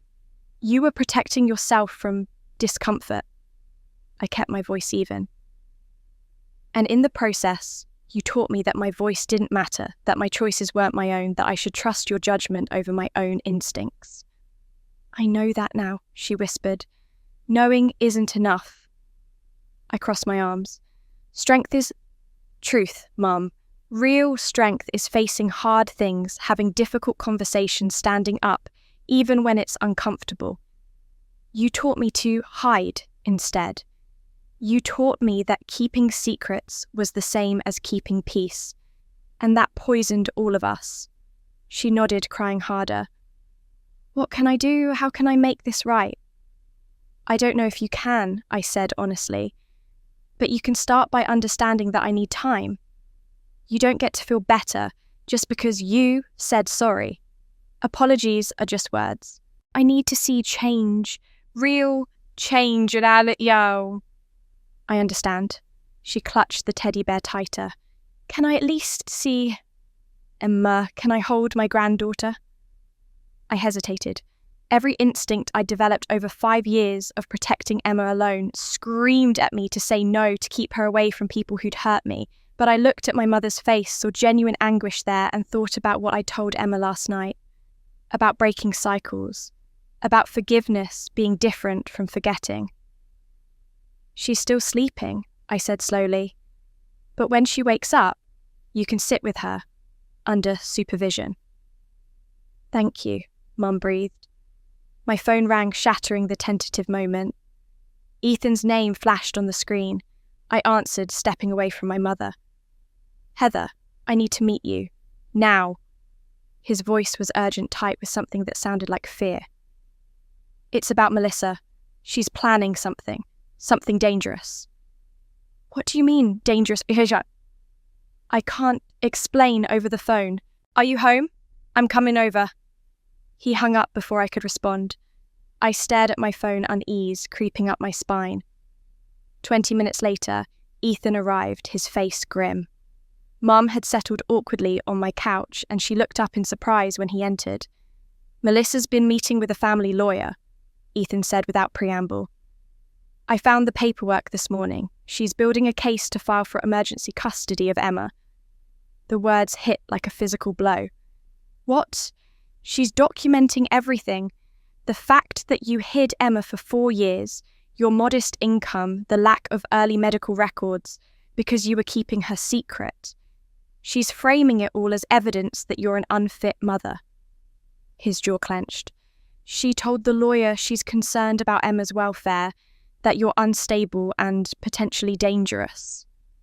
Mum gasped. "She wouldn't." She absolutely would, Ethan said bitterly. I heard her on the phone with him last night. She told him she's not doing this for revenge, that she genuinely believes Emma needs a stable family environment. She's lying to everyone, including her own lawyer. My hands started shaking. She's trying to take my daughter. She's desperate, Ethan said. She's been exposed, her marriage is falling apart, and she's lashing out. The lawyer said if her concerns are genuine, they could file a petition. But he also said if he finds out she misrepresented the facts, he'll withdraw immediately. Then we'll prove she's lying. I said, my voice steadier than I felt. We'll show I've been a good mother, that Emma is healthy and happy and safe. Heather, Mum said, standing, I'll testify. I'll tell them you're a wonderful mother. I'll tell them everything. Before I could respond, my doorbell rang again. I walked to the door, Emma's laughter drifting from her bedroom where she'd just woken up. I opened it without checking the peephole. Melissa stood on my porch in a crisp business suit, a man in an expensive blazer beside her carrying a leather briefcase. Her face was composed, professional, almost sympathetic. Heather, she said, her voice sickeningly gentle. This is Thomas Brenner, a family attorney. We need to talk about Emma's living situation. The lawyer stepped forward, his expression neutral. Ms. Simmons, we have some concerns about your daughter's welfare that we'd like to discuss. May we come in? Behind me, I heard Emma call out, Mummy, who's at the door?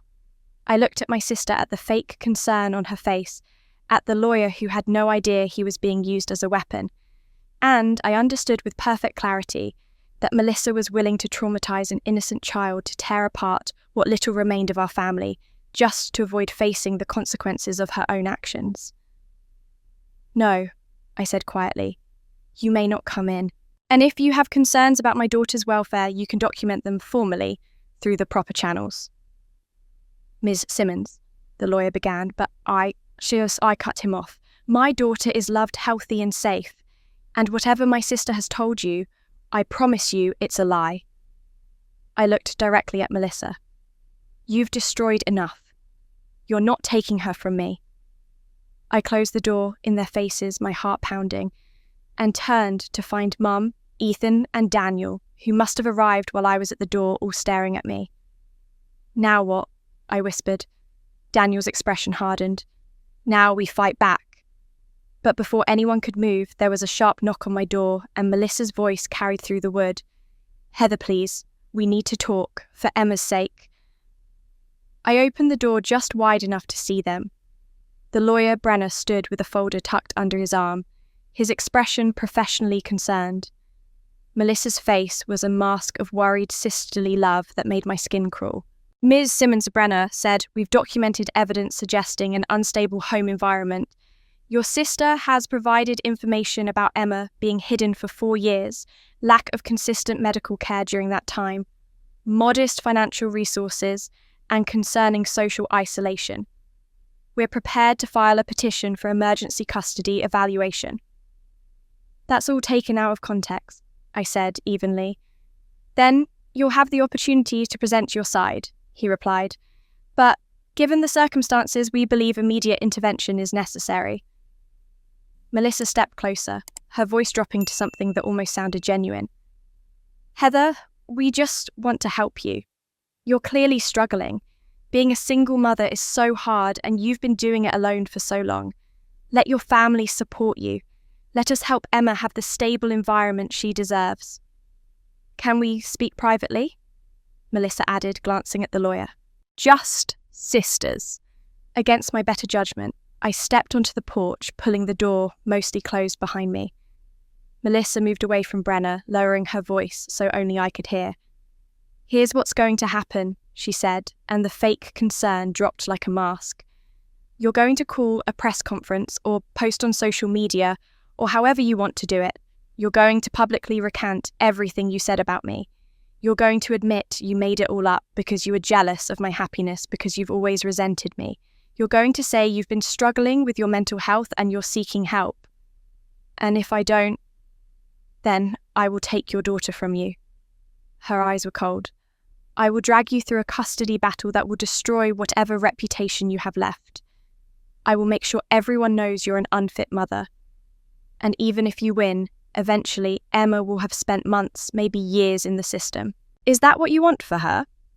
I stared at my sister, at this woman I'd grown up with, shared a home with, and I saw clearly what I'd been afraid to admit. Melissa didn't just lack empathy. She lacked a fundamental piece of humanity that prevented her from using a child as a weapon. You're willing to traumatize an innocent 4-year-old girl, I said quietly, your own niece, just to save your reputation. I'm willing to do whatever it takes, Melissa said. This is your choice, Heather. Make the right one. I looked at her for a long moment, then said, You just made your biggest mistake. I turned and opened my door. Daniel stood there holding a thick folder, his phone in his other hand. I have everything, he said loud enough for the lawyer to hear. Every text message, every email, every piece of evidence showing this is retaliation, not concern. Brenna's head snapped up. What? 2 days later, we sat in a family court hearing room. Brenna had insisted on proceeding despite my claims of evidence, perhaps thinking I was bluffing. I wasn't.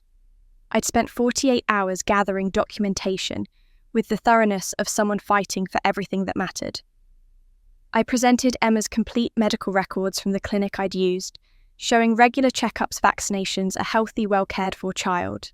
I showed financial records proving stable employment and adequate income. Mrs. Grant testified as a character witness, describing years of watching me be a devoted, loving mother. Emma's preschool teacher submitted a letter describing a bright, happy, well-adjusted child with no signs of neglect or trauma. The judge listened carefully, making notes. Melissa sat with Brenna, her confidence visibly wavering as the evidence mounted. Then Daniel stood. Your Honour, I'd like to submit to text messages from Ms. Melissa Crawford to a friend sent 3 days ago. He projected them on the courtroom screen. If I get custody, Mum and Dad will have to forgive me. Heather took everything from me, now I take everything from her. The room went silent. I watched Brenna's face go from confusion to horror to fury. Ms. Crawford, he said, standing, did you misrepresent your motives to me? Melissa opened her mouth, but no words came. You told me this was about the child's welfare. Brenna continued, his voice shaking with barely controlled anger. You told me you genuinely believed your niece was at risk, but these messages show this is revenge. You weaponized a child and used me to do it. He gathered his papers. I'm withdrawing from this case immediately. Your Honour, I apologise for wasting the court's time. The judge's expression was ice. Ms. Crawford, filing false reports regarding child welfare is a serious matter. I'm dismissing this petition and noting your misrepresentation in the record. Ethan stood from where he'd been sitting in the back. I'm filing for divorce, he announced, his voice carrying through the courtroom. I can't be married to someone capable of this. My parents, sitting on the other side of the room, stared at Melissa with expressions I'd never seen before. Not disappointment, horror. Outside the courthouse, Melissa stood alone on the steps. Everyone else had left, walking past her as if she didn't exist. I paused, looked back at her. You could have stopped at any time, I said. You could have admitted what you did, apologised, tried to make amends. Instead, you tried to take my daughter. She didn't respond, just stood there, finally invisible. As I walked to my car, where Emma waited with Mrs. Grant, I thought about something Daniel had said. Evil doesn't win through strength or intelligence. It wins when good people stay silent. I'd been silent for too long, but not anymore. That night, after Emma was asleep and the house was quiet, except for the sound of Luna purring on the couch, I pulled out my journal and a fresh piece of stationery. For 5 years, I'd carried conversations with Mark in my head, things I wished I could tell him, explanations I'd never gotten to give. It was time to finally write them down. Dear Mark, I began, my hand trembling slightly. I don't know if you can hear me wherever you are, but I need to tell you about our daughter. The words flowed like water breaking through a dam. I told him about Emma's birth, how she'd come into the world with a full head of dark hair, and your eyes, how she'd cried with such determination that the nurses had laughed. I told him about her first word, her first steps, the way she'd started asking about her father when she turned 3. I told him about the lie that had separated us, about Melissa's cruelty, and the photograph that had destroyed everything. You died thinking I'd betrayed you. I wrote, tears blurring the ink, and I've carried that knowledge like a stone in my chest for 5 years. But I need you to know, wherever you are, that I never stopped loving you. Not for a single day. I looked up to find Daniel standing in the doorway. I'd forgotten he was still there, had stayed after the hearing to make sure Emma and I were okay. I'm sorry, he said quietly. I didn't mean to intrude. No, it's okay. I wiped my eyes. I'm writing to Mark, telling him about Emma, about everything. Daniel crossed the room and sat beside me. May I? I handed him the letter, watched his face as he read. When he finished, he was quiet for a long moment. Mark left me something, he finally said. The night before he left town before the accident, he called me. I was overseas, couldn't answer, so he left a voicemail. I must have listened to it 1,000 times. He pulled out his phone, scrolled through old messages. He said, Dan, if something happens to me, if I don't make it back, there's something I need you to do. Protect Heather. Watch over her, because even if I can't be there, she deserves someone who will. My breath caught. He said that after the photo, after everything, he was hurt and angry, but he loved you, Daniel said. I think part of him knew something wasn't right about that photo. He just couldn't see past the pain. He looked at me. I've been trying to honour that promise for 5 years. First, by finding out what really happened to him. Then, by helping you get justice. Thank you, I whispered, for keeping your promise, for being there when I had no one. We sat together in the quiet sharing grief for a man we'd both loved, gratitude for a friendship that transcended death, and for the first time since Mark died, I felt something like peace. Maybe it's time to live again, Daniel said gently, not just survive. I looked at him, really. Looked at him, and saw not just Mark's best friend, but a man who'd spent years searching for truth, who'd stood beside me when my own family wouldn't, who'd kept a promise to a dead friend by protecting a woman he barely knew. Maybe, I said softly, maybe it is. 3 weeks later, I was reshelving books in the Portland Library where I'd transferred for a fresh start when a young woman approached me. She was maybe 25 with nervous hands and eyes that kept darting away. Excuse me, she said. Are you Heather Simmons? I tensed instinctively. The court case had made local news and I'd had my share of intrusive questions. I read about your story online, she continued quickly. About your sister, about speaking up after years of being silenced. She twisted her hands together. My family dismisses me too. They always have. And I don't know how you found the courage to finally speak. I need to know it's possible. I set down the books I was holding and really looked at her. I saw myself 5 years ago, 10 years ago, my whole life ago. The girl who'd learned to make herself small, who'd believed silence was safety. I didn't find courage, I said honestly. I found exhaustion. I got so tired of being small that speaking up became easier than staying silent. I paused, and I had something worth protecting. My daughter. I couldn't teach her to use her voice if I kept swallowing mine. The woman's eyes filled with tears. How do you start? After so long. I walked to the front desk, pulled out one of the blank journals we sold for $1. Start here. Write what you can't say yet. Write the truth you're afraid to speak. Your voice will come when you're ready. She took the journal with shaking hands. Thank you. Thank you for showing me it's possible. After she left, I stood in the quiet library, surrounded by thousands of stories, and I understood something fundamental. My pain, all those years of suffering and silence, wasn't my prison anymore. It was my passport. A passport to reach other women still trapped where I'd been, to show them the way out, to prove that speaking up was worth the cost. My story wasn't just about surviving anymore.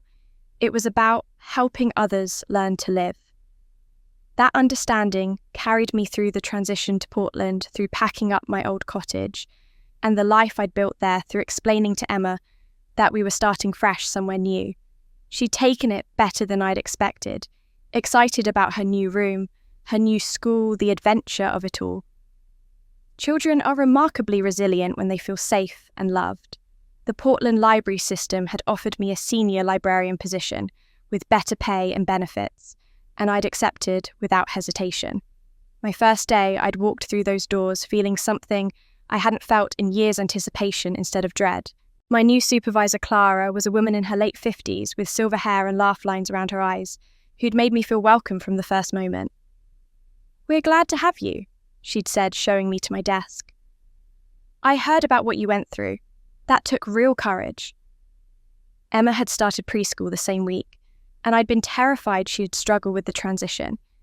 Instead, she'd bounded into her classroom like she'd been waiting her whole life for this, immediately gravitating toward the art corner and making friends with a little boy named Marcus who shared her love of dinosaurs. When I'd picked her up that first day, her teacher had pulled me aside. "She's a joy," she'd said simply. "Confident, kind, well-adjusted. You've done a beautiful job with her." I'd cried in my car for 10 minutes after that. Mum had started visiting on weekends, making the 2-hour drive every Saturday morning. She didn't try to force conversations or demand forgiveness. She just showed up, helped with laundry, played with Emma, cooked dinner, slow, steady actions that said what words couldn't. One Saturday, watching her teach Emma to braid, I'd felt something in my chest loosen slightly. "Thank you," I'd said quietly, "for being here." "I should have been here all along," she had replied, not looking up from Emma's hair. "I'm trying to do better." It wasn't forgiveness, not yet, but it was something. Clara and I had started taking our lunch breaks together, and one afternoon she'd asked me something that caught me off guard. "Have you thought about writing this down, your story?" I'd looked at her surprised. "Writing it down? Women need to hear stories like yours," she'd said. "Stories about finding your voice, about standing up after years of being pushed down. You have something valuable to share, Heather. Have you considered it might help others the way it helped that young woman?" I'd thought about it for days after that, the idea taking root. It was during one of those thinking days, unpacking the last boxes in my new apartment, that I found it. A photograph I hadn't seen in over a decade, tucked between old books in a box labelled college. Me at 18, sitting on the campus quad with sunlight in my hair, laughing at something off camera. My eyes were bright, unguarded, confident. I looked like someone who believed the world was full of possibilities, like someone who'd never learned to make herself small. Emma wandered over, curious. "Who's that pretty lady?" I stared at the photograph, at this girl I'd been before life taught me that quiet was safe, before I'd learnt to disappear. "That's Mummy," I said softly, before she learnt to be invisible. "You're not invisible," Emma said matter-of-factly. "I can see you." I walked to the bathroom mirror, still holding the photograph. The woman looking back at me was older than the girl in the picture. Lines around my eyes from years of worry. Silver threads in my hair I hadn't noticed before. The soft brown eyes that had learned to avoid direct contact. But something was different now. My eyes weren't downcast anymore. They looked back at me directly, steadily. There was strength that I'd never seen before, earned through every moment I'd chosen to speak, instead of staying silent. I held the old photograph next to my reflection, comparing them. The girl I'd been full of innocent confidence. The woman I'd become carved hollow by years of diminishment. And now, slowly, painstakingly, the woman I was rebuilding myself to be. Not a return to who I'd been, something new, something stronger. "I survived by disappearing," I whispered to my reflection. "I made myself so small that people forgot I was there. I thought that was safety, but it was just erasure. Emma tugged at my shirt. Mummy, I picked her up, held her close. I'm learning something, baby. I spent so long thinking my voice was a burden, something that would cause problems if I used it. But it's not. It's a gift. Maybe the most important gift I have. Your voice is pretty, Emma said. I like when you sing to me. I laughed, surprised by the sound of it, by how light it felt. You know what, I like it too. I looked back at the mirror at Emma and me together, and saw us clearly for perhaps the first time. Not the invisible woman and her secret child. Just a mother and daughter, visible, real present.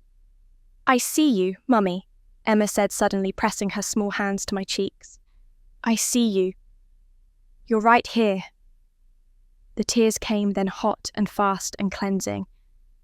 I see me too, baby, I whispered. Finally, I see me too. That night, after Emma was asleep, I found a fresh notebook and wrote across the first page, "The silence we keep." Clara was right. It was time to tell my story. Not for revenge or vindication, but to light a path for others still lost in the dark. The next morning, a letter arrived. Handwritten, Melissa's careful script on cream-coloured paper. Can we talk, please? I need to make something right. I read Melissa's letter 3 times, looking for manipulation, for the hidden agendas, for any sign that this was another scheme. But the handwriting was shaky, the paper had tear stains, and something in the careful way she'd chosen her words felt different from every other apology she'd offered.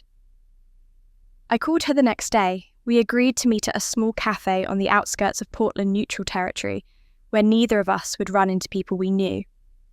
I told Daniel where I was going, left him with Emma, and drove to meet my sister, with my heart steady, but my hands tight on the steering wheel.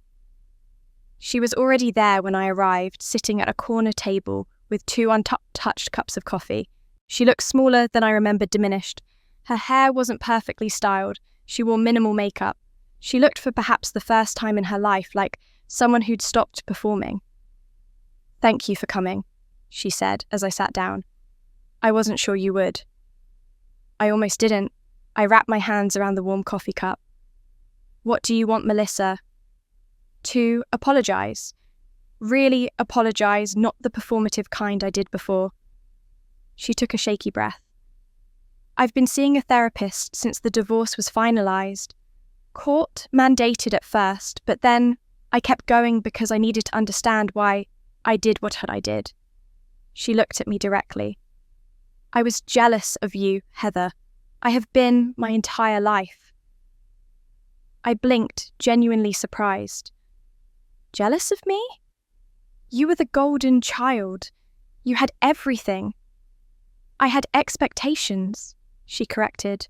"I had pressure to be perfect, to achieve, to make Mum and Dad proud. But you had something I never did. You had the freedom to be yourself." "Bae!" Her voice cracked.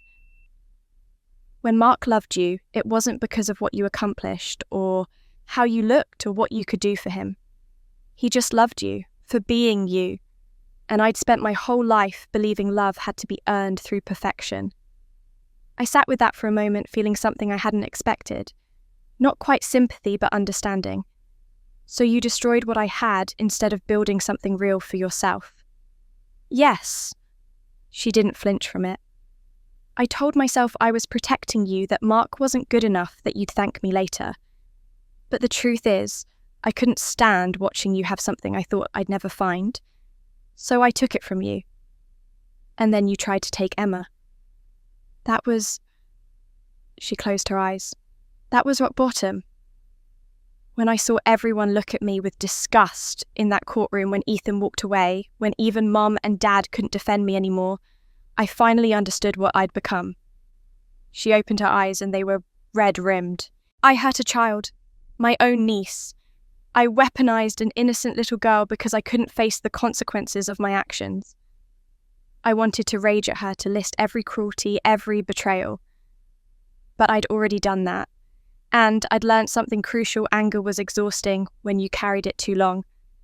I can forgive you," I said quietly, watching her face flood with hope. Then I held up my hand.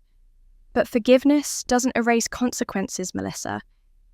It doesn't mean everything goes back to normal or that I forget what you did. I know, she whispered.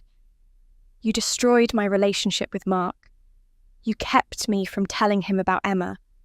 You tried to take my daughter from me. Those are facts that don't change just because you're sorry now. I leaned forward. Forgiveness means I stop carrying your weight. I stop letting what you did define my life. But it doesn't mean you stop carrying your own weight. You still have to rebuild trust. You still have to face what you did and live with it.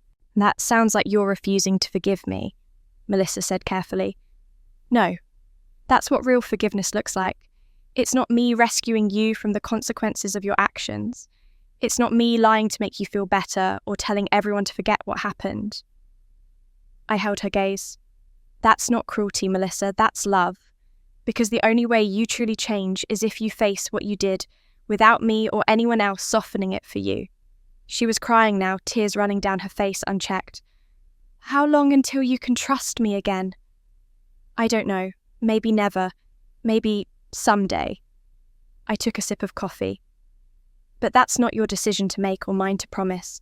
That's something that gets built through consistent action over time. Through you proving day after day that you've actually changed.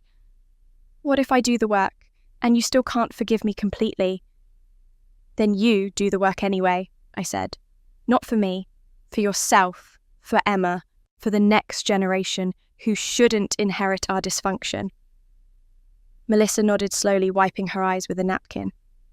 You're right. You're absolutely right. She looked at me with something that might have been wonder. When did you get so wise? When I stopped being silent, I said simply. We sat for another hour talking carefully, tentatively. Not about the past, but about the present.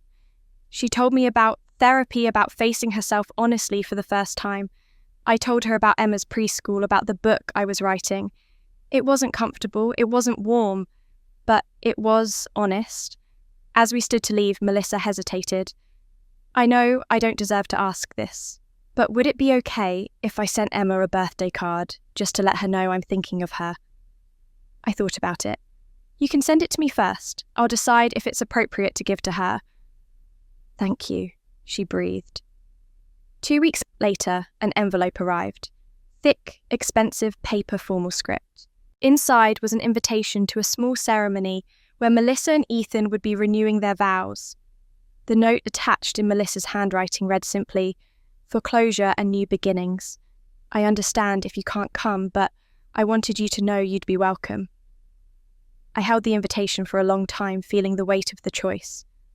Some part of me wanted to refuse to maintain distance, but another part, the part that had been learning to live instead of just survive, understood what she was really asking. Not for me to pretend everything was fine, but for a witness to her attempt to do better. I set the invitation on my refrigerator, held by a magnet Emma had made in art class, and tried to imagine myself at that ceremony. It still felt too soon, too raw, but I didn't throw it away either. The following Sunday, Daniel suggested we take Emma to the park. It was one of those perfect autumn afternoons when the light turned everything golden and the air smelled like wood smoke and possibility. Emma ran ahead of us toward the playground, her laughter carrying on the breeze, and Daniel caught my hand as we walked. "There's a bench I want to show you," he said, steering us toward a quieter corner of the park, away from the playground noise. The bench sat beneath an old oak tree, overlooking a small pond where ducks paddled lazily. A plaque on the backrest read, "In memory of Sarah Chen, who found peace here." I'd never been to this particular spot before, but something about it felt familiar, sacred. "I used to come here," Daniel said as we sat down. "After Mark died when I couldn't make sense of what happened, I'd sit here and try to figure out what I was supposed to do, how I was supposed to keep my promise to him." I looked at him, really looked at him. The strong jaw and kind eyes, the way he held himself like someone who'd learned responsibility early and carried it gracefully. He'd been a constant in my life for over a year now, steady and true, asking for nothing while giving everything. I've been thinking about that promise a lot lately, he continued, his voice slightly unsteady, about what it means to protect someone. At first, I thought it meant finding out what happened to Mark, making sure the truth came out. And I did that. We did that together. He turned to face me fully. But somewhere along the way, protecting you became about something more. It became about wanting to be there for every moment, good and bad. It became about loving you. My breath caught. I know Mark was your great love, Daniel said quickly. I'm not trying to replace him or compete with his memory. But Heather, you've taught me something about love that I didn't understand before. That it doesn't have to be dramatic or perfect.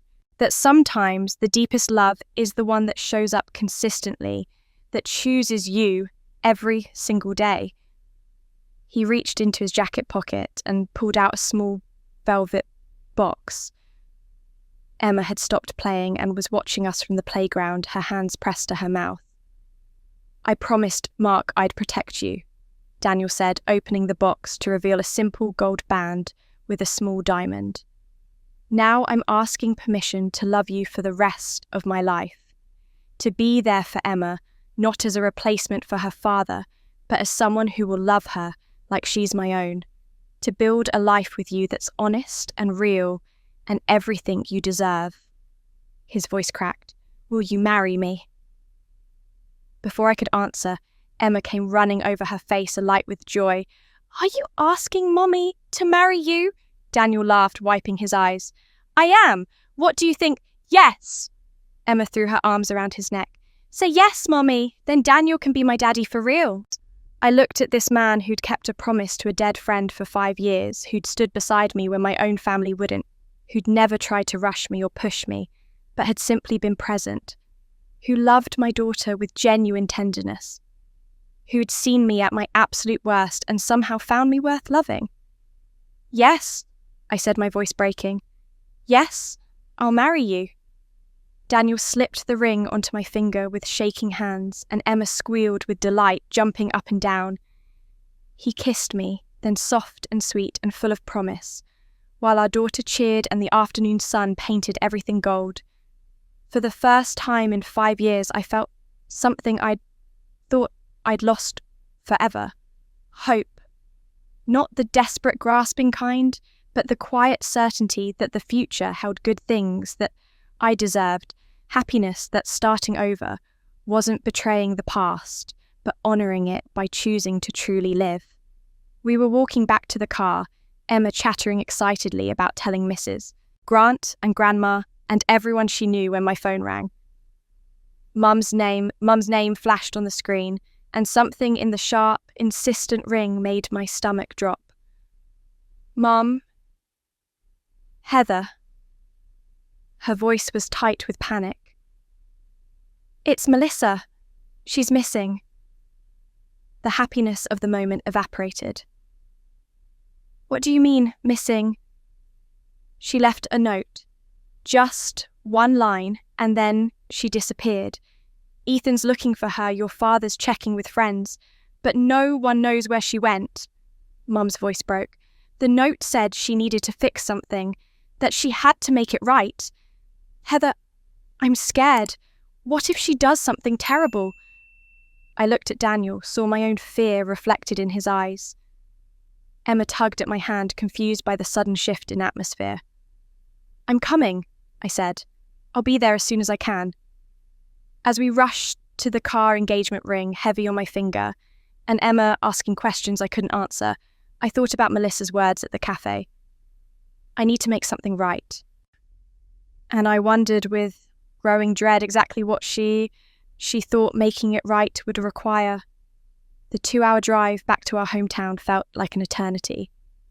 Daniel drove while I sat in the passenger seat, making calls, my engagement ring catching the light every time I lifted my phone. Emma had fallen asleep in the back, exhausted from excitement that had turned to confusion when we'd abruptly left the park. Ethan met us at my parents' house, his face haggard.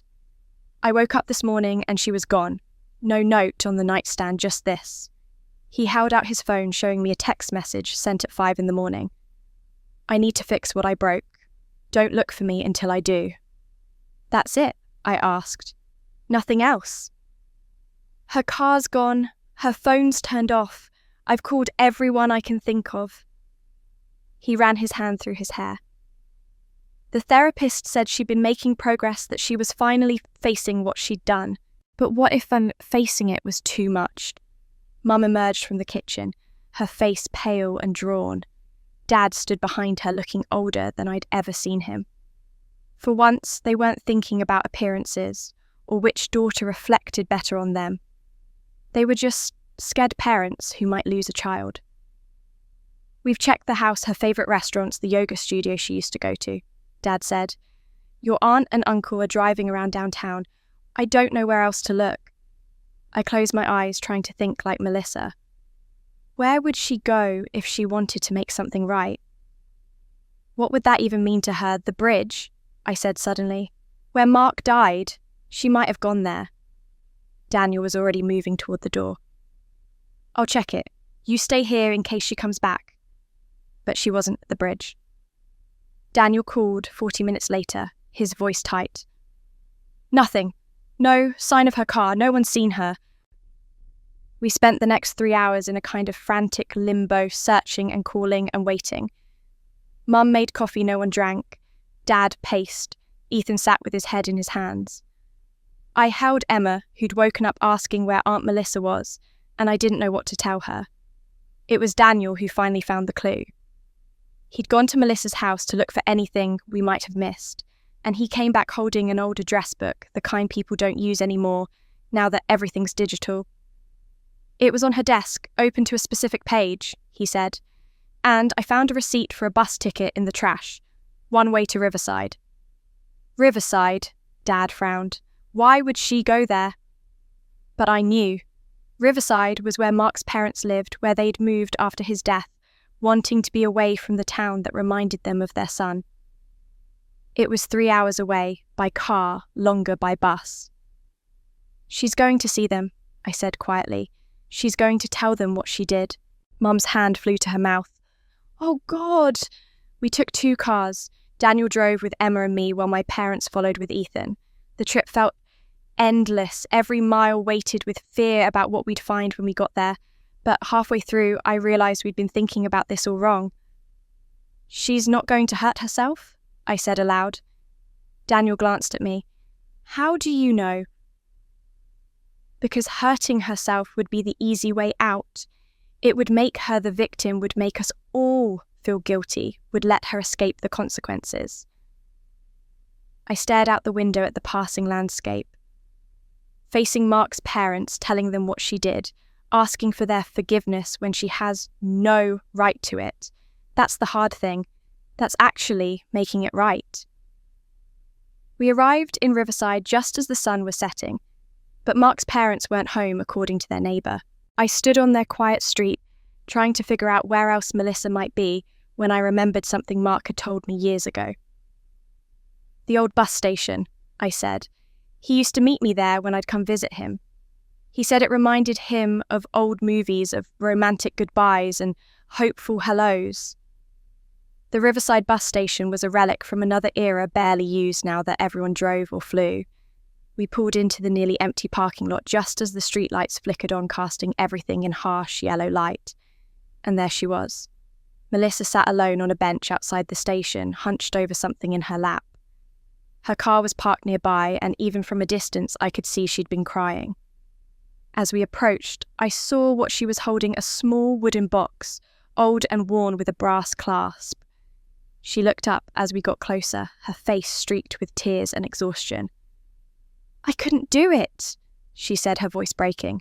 "I drove all the way here, practiced what I'd say to them 100 times, and then I just sat here, like a coward." I sat down beside her, the others hanging back. "What's in the box?" "Everything," she whispered. "Every lie I told, every cruel thing I did, written down with dates and details. I was going to give it to Mark's parents. Let them know exactly what I took from them." She looked at me. "But I'm too scared.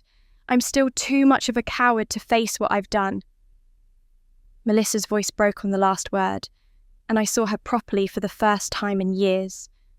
Not the golden child or the cruel sister, or even the desperate woman trying to take my daughter. Just someone broken by the weight of her own actions, trying and failing to find a way forward. "What else is in the box?" I asked gently. She opened at it with trembling hands. Inside, beneath the pages of confession she'd written, was a thick envelope, and something wrapped in tissue paper. She pulled out the envelope first. "I spent 2 months tracking down the person who took that photograph," she said. "James Morrison's roommate from college. He was at the coffee shop that day, by coincidence saw you and James together. I paid him $200 to take pictures from different angles until I got one that looked like what I needed." She handed me the envelope. "This is his signed confession, dated, notarized, admitting I paid him, admitting he knew what the photos would be used for." I opened it, read the formal statement describing exactly how Melissa had orchestrated the photograph that destroyed my life. Evidence that would have cleared my name 5 years ago, that would have brought Mark home, that would have changed everything. "I'm giving it to you," Melissa said. "And this." She unwrapped the tissue paper, revealing the silver bracelet with the infinity charm. She held it out to me, and in the yellow streetlight I could see how worn it had become. "I wore this pretending to be you, pretending I could be loved the way Mark loved you unconditionally, just for being myself." Tears streamed down her face. "But I never could, because I was never myself. I was always performing, always trying to be perfect, always terrified that if people saw the real me, they'd realize I wasn't worth loving." I took the bracelet, felt its familiar weight in my palm. The scratch on the infinity charm, the initials inside the band. A piece of Mark returned. "I wanted to fix what I broke," Melissa whispered. "This confession, the bracelet, the documentation in that box of everything I did, it's all I have left to give you. But it's not enough. It will never be enough." I looked at my sister, really looked at her, and saw something I'd missed before.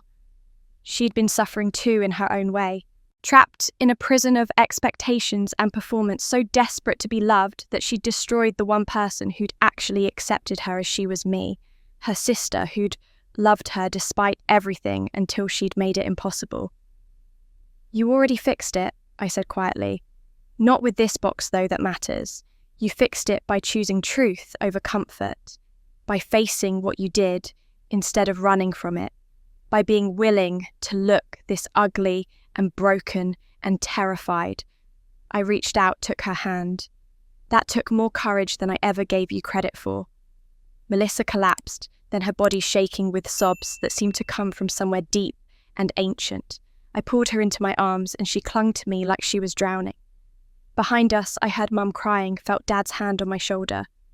Even Ethan stepped closer, his face softened by grief and hope. We stayed like that for a long time, two sisters, who'd spent a lifetime hurting each other, finally just holding on. When we finally drove home, Melissa rode with us, too exhausted for her own car. Emma woke up as we pulled into my driveway, confused about where we were and why everyone looked like they'd been crying. "Is Aunt Melissa okay?" she asked, her small voice worried. "She will be," I said. "She made some mistakes, but she's trying to fix them." Inside, Melissa knelt down to Emma's level. Her mascara was smeared, her hair dishevelled, all her usual polish gone. "Emma, I need to tell you something. I'm sorry I wasn't a good aunt to you. I hurt your mummy, and I tried to do something very bad that would have hurt you too." Emma studied her with those serious hazel eyes, Mark's eyes taking in every word with the gravity children bring to important moments. "I'm really, really sorry," Melissa finished, her voice breaking again. Emma reached out and touched Melissa's tear-streaked face with her small hand, the gesture so gentle it made my throat tight. "It's okay," she said simply. "Mommy says people make mistakes, and that's how they learn. Are you learning?" Melissa made a sound between a laugh and a sob. I'm trying to, sweetheart. I'm really trying. Then it's okay, Emma said with the uncomplicated wisdom of childhood. You can try again? Melissa broke down completely, then pulling Emma into a hug and crying into her hair. Emma patted her back awkwardly, looking at me over Melissa's shoulder with an expression that asked if she was doing this right. I nodded, smiling through my own tears. I watched my sister hold my daughter, watched my mother comfort them both, watched Daniel put his arm around me while my father stood nearby, looking like he finally understood what family was supposed to be. And I felt something I hadn't felt in 5 years. Peace. Real peace. Not the silence I'd mistaken for it, but the kind that comes after hard truths are spoken and consequences are faced and people choose despite everything to try again. 6 months later, on a perfect spring morning, I stood in my childhood bedroom with Mum helping me into a simple white dress, while Melissa arranged flowers in my hair. Emma twirled in her flower girl dress, and through the window I could see guests arriving for the small garden wedding Daniel and I had planned. The invitation had gone out weeks ago. Our names embossed in silver, Heather Simmons and Daniel Morrison, request your presence as they begin their new life together. Not a life to replace what I'd lost, but a life to honour it, to build on it, to prove that even after everything, hope was still possible. Melissa caught my eye in the mirror. You look beautiful, she said softly. Thank you, I said, for being here, for doing the work. Thank you for letting me, she replied, and for the first time in our lives when we hugged, it felt like what sisters were supposed to be. That feeling carried us through the months that followed, through the slow, patient work of rebuilding what had been broken. We learned something crucial during that time. Healing doesn't happen in grand gestures or tearful apologies. It happens in the quiet moments of showing up day after day, choosing to try again. Mum had suggested the renovation project one Sunday morning over coffee. Her house, the one we'd grown up in, needed work. It had been neglecting for years. Peeling paint and overgrown garden rooms that felt heavy with old disappointments. I think it's time for a fresh start, she'd said, looking at Dad, for all of us. So we'd gathered there on weekends, the whole family rolling up our sleeves and working side by side. Dad and Daniel stripped wallpaper in the dining room, their conversations gradually moving from careful pleasantries to genuine exchanges about carpentry and life. Mum supervised the kitchen updates, occasionally catching my eye with a look that said more than words could about regret and hope. But it was working with Melissa in the garden that surprised me most. We'd spent an entire Saturday on our knees in the dirt, pulling weeds and planting flowers Mum had picked out. At first, we'd worked in awkward silence, but then Melissa had made a joke about how neither of us had inherited Mum's green thumb, and I'd laughed, and suddenly we were talking. Really talking.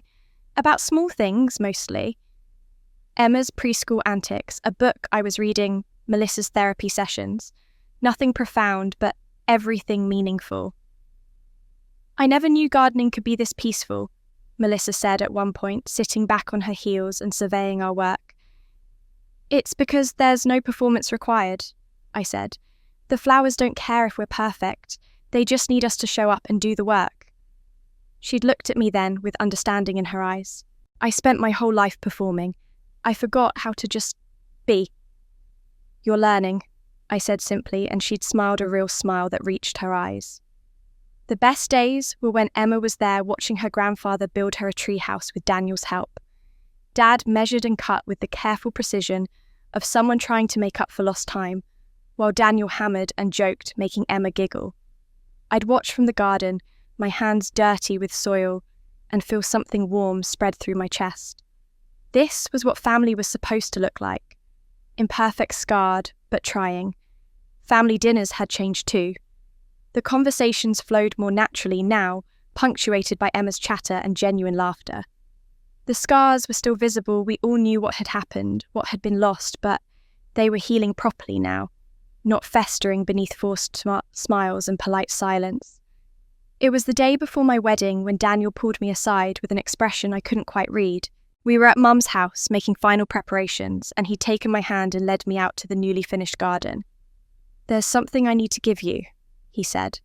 Something Mark left for you. I was supposed to give it to you when you were truly ready." My heart stuttered. "What do you mean?" He pulled a small wooden box from his jacket pocket, weathered but carefully preserved. "Mark gave this to me 2 days before your wedding was supposed to happen. Before everything fell apart. He said it was a backup plan in case something went wrong." With shaking hands, I opened the box. Inside was a ring, simple and beautiful, and a letter in Mark's familiar handwriting. The date at the top made my breath catch. 2 days before he'd received that photograph, before our world had ended. "Daniel," Mark had written, "if Heather is reading this without me, something went wrong. Give her this ring. It was supposed to be her wedding present. And tell her I loved her completely, with everything I had. If I'm gone, don't let her spend her life alone. She deserves happiness, deserves love, deserves a future. Tell her I said yes to whatever future she chooses. Tell her to live." The tears came then hot and fast. Mark hadn't written this because of some mystical premonition. He'd written it because he was practical, because he loved me, because even in happiness, he'd wanted to make sure I'd be taken care of if the worst happened. "He gave you his blessing," Daniel said softly, "before he even knew he'd need to. He wanted you to live, Heather, to be happy." I looked at the ring at this final gift from a man who'd loved me enough to let me go, even before he'd left. "I can't wear this, I said. "It wouldn't be fair to you." "I know," Daniel said, "but maybe Emma could." We found her in the treehouse with Grandpa, and I climbed up the ladder. Daniel and Dad had built the ring box in my hand. I explained to Emma, in simple terms, that this was a gift from her father, a man who'd loved her before he ever knew she existed. "Can I wear it?" she asked, touching the ring with careful fingers. "We'll put it on a chain," I said, "so you can keep it close to your heart. This was your father's love, sweetheart. Now it's yours to carry forward." Emma hugged me tight, the ring pressed between us. Then she pulled back and asked with the innocent directness of a child, "Will Daddy Mark watch my wedding from heaven when I'm big like you?" I stroked her dark curls, Mark's curls, and smiled through my tears. "Always, baby, always. He'll be so proud of the woman you become."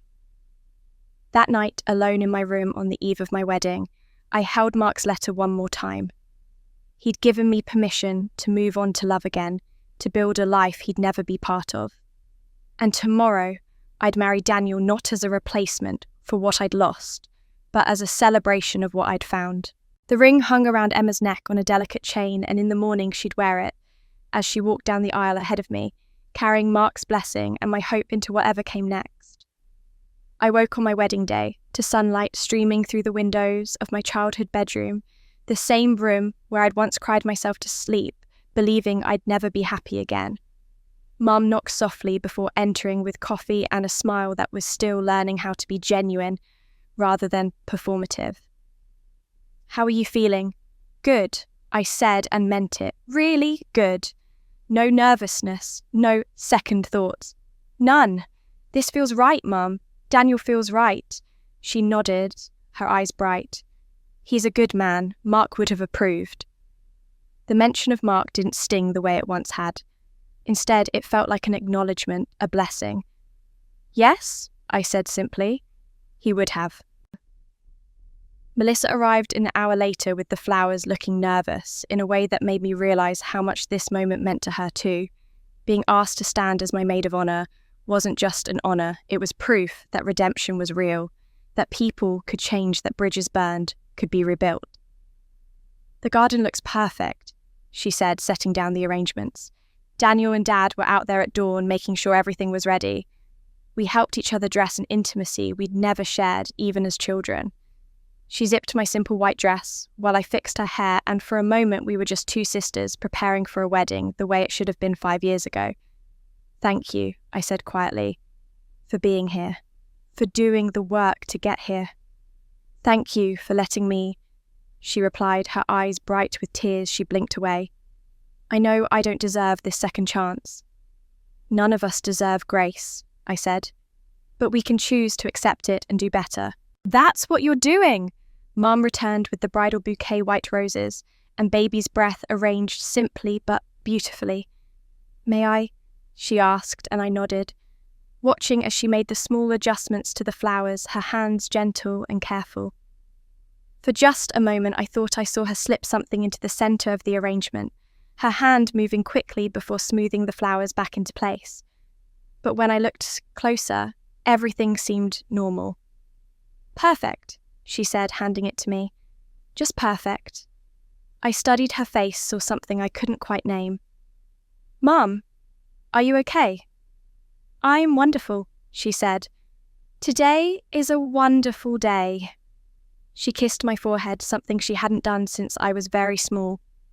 You look so beautiful, sweetheart, so strong and sure. The ceremony was small, maybe 30 people gathered in the garden we'd all worked together to restore. White chairs lined the grass, and the treehouse Dad and Daniel had built for Emma stood like a blessing in the background. Mrs. Grant sat in the front row beaming. Daniel's family filled several rows, and there, in seats of honour, sat Mark's parents. I'd been terrified to invite them, unsure if they'd want to witness me marrying someone else. But Mark's mother had called me personally, crying as she said how much it would mean to see me happy to meet Emma properly. Mark loved you, she'd said, and we loved the piece of him that lives on in your daughter.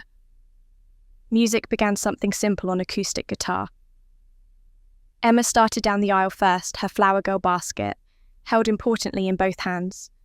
She walked with exaggerated slowness, carefully scattering petals, her tongue poking out slightly in concentration. Halfway down, she looked back at me and grinned, and I had to press my hand to my mouth to keep from laughing at her pure joy. Then, Melissa, beautiful and humble in her pale blue dress, walking slowly. She moved with none of her old confidence, none of the performance that had once defined her.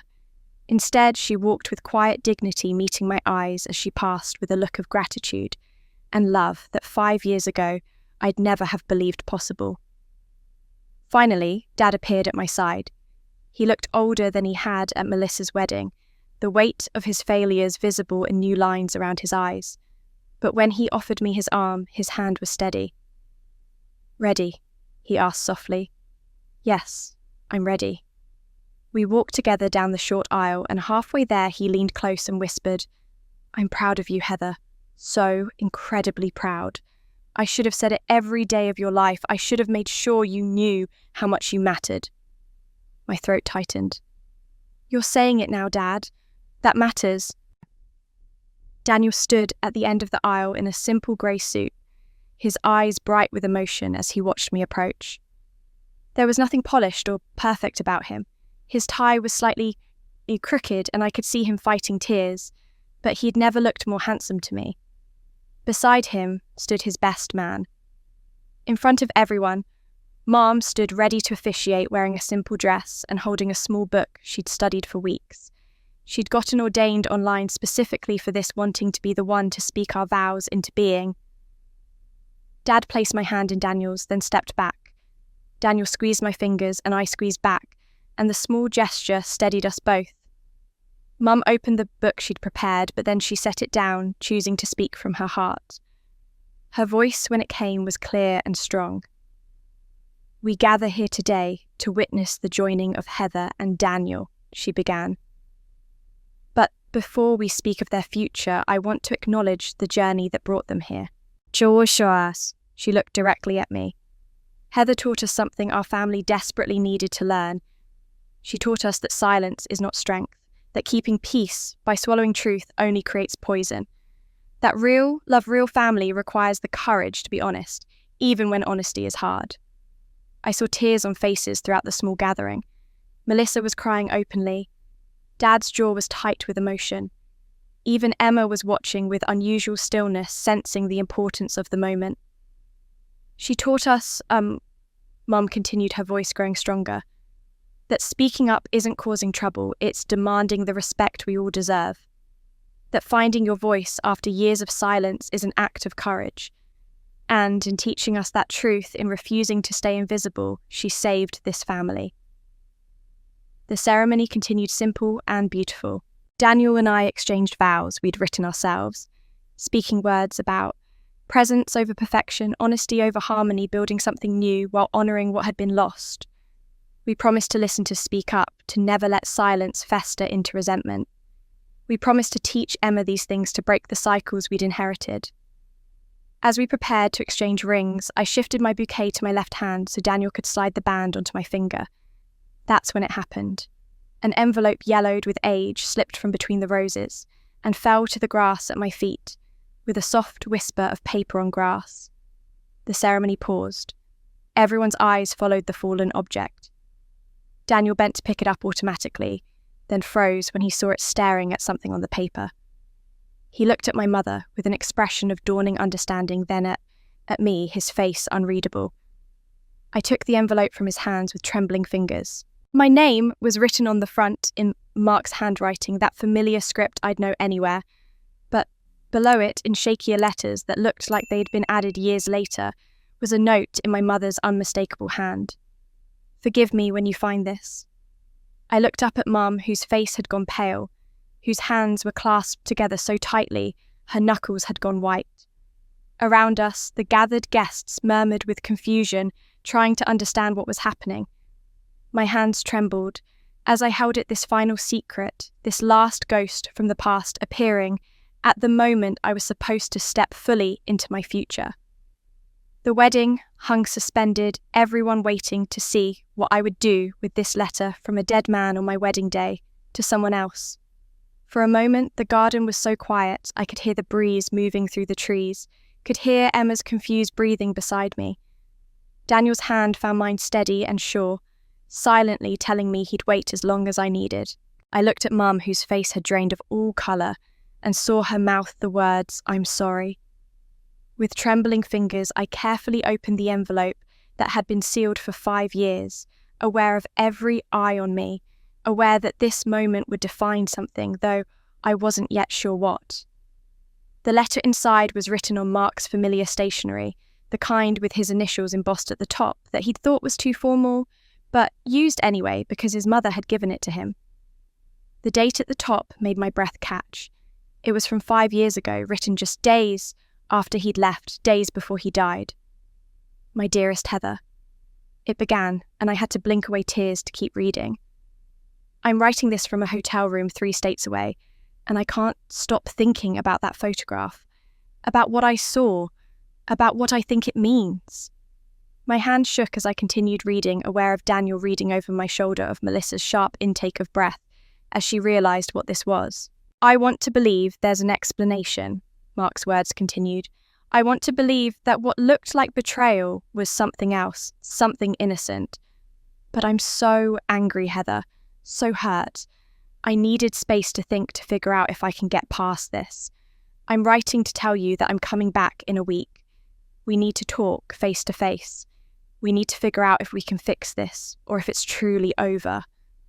I still love you. That's the hell of it. I still love you even when I'm furious with you. So I'm coming home. Wait for me. Please wait for me. We'll figure this out together. Love always, Mark." The words blurred as tears streamed down my face. He'd been coming back.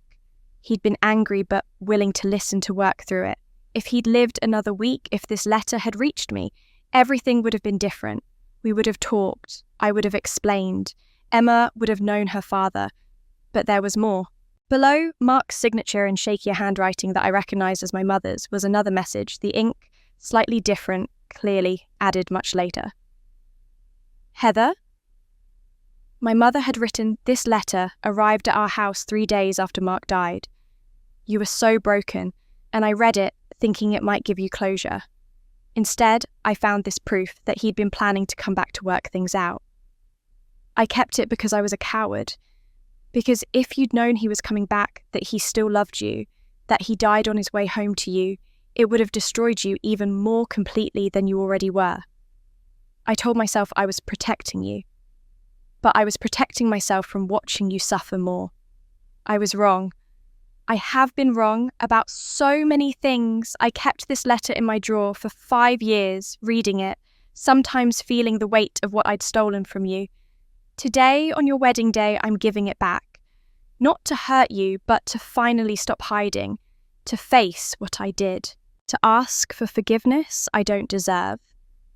Forgive me when you find this, if you can. I kept it because I was afraid. I was wrong.